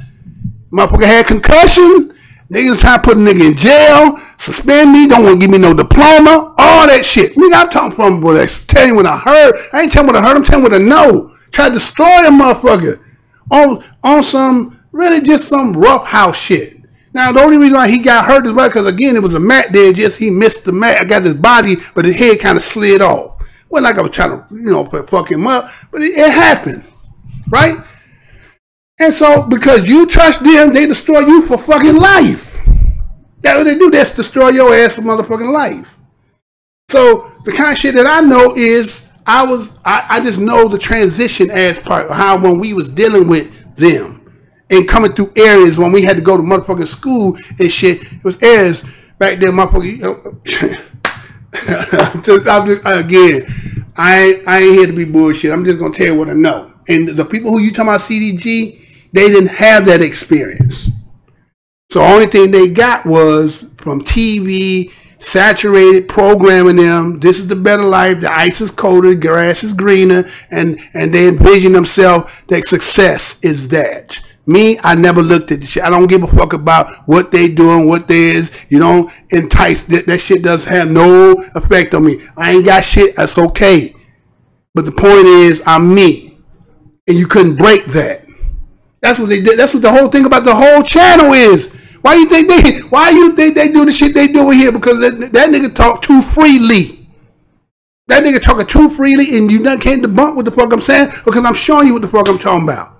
So if that's racist, how you gonna say I'm racist? If the shit I'm showing you is racist, you gotta say that shit. Gotta stop that shit too. So anyway, y'all got me in here, man. Come on, man. Gotta start working for. All right, peace to you, CDG. Mr. Spin 620, my brother as well. Paleontologist, huh? Somebody said crackatologist one day too, right? But again, I'm just saying, y'all can help over here doing what we do. We get them other shorties over here, put that phone line on there, have their ass in here, try to get some of them in there. Let them learn. They got to learn. Because again, I believe this is the last generation. If that's going to be taught, it got to be now. Because anything behind it, like CDG says, millennial, she doing again, you don't have the experience. That's the difference between you and the generation before you. I just happen to be one that got experiences. A lot of people you'll talk to, that they don't got no experiences.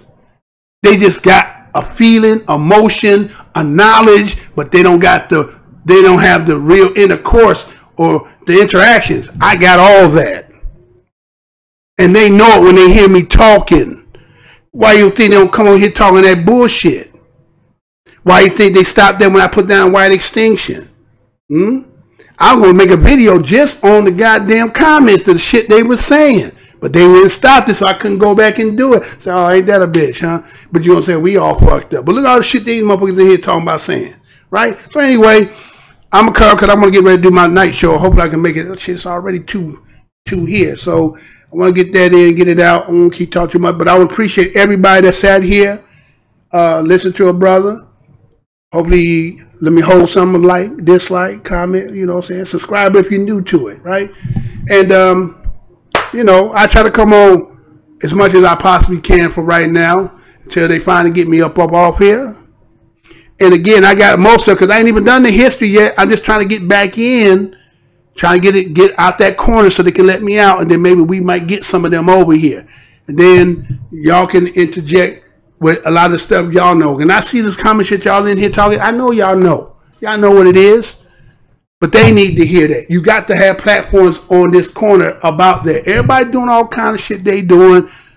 Well, we really need to get to them. It's okay to know about Kemet. It's okay to know about religion. It's all that shit is great. This is where we at right now. This is the biggest problem right now facing. And they going for the babies. That's who they going at, the babies. They can get them babies. as I said before, to get them all mixed up, getting them doing everything, then when it's finally time for them to pay up, it'll be hard for anybody to claim because they're going to be all mixed up, made up. Some of them say, I don't even understand why we talking about reparation. They ain't got nothing to do. Some of them even talking like that. So now we got to know, little brother, you need to listen. Little sister, you need to hear this. Right? So again, I want to thank everybody who came. Let me go ahead and get myself up out of here. I ain't even doing no intro for the morning shows. I'm not going to do none of that because, again, I don't want certain people be up in here and see that and be like, hey, YouTube, this. Okay, so the morning show, if you see the morning show, you don't see what you normally see like at night. That's the only reason why. So I'm playing music, get up out of here. Peace, love, y'all. Until the next show. Stay black, love, see each other. You know what I'm saying? Give that universal nod. One love. Until then, y'all, stay black.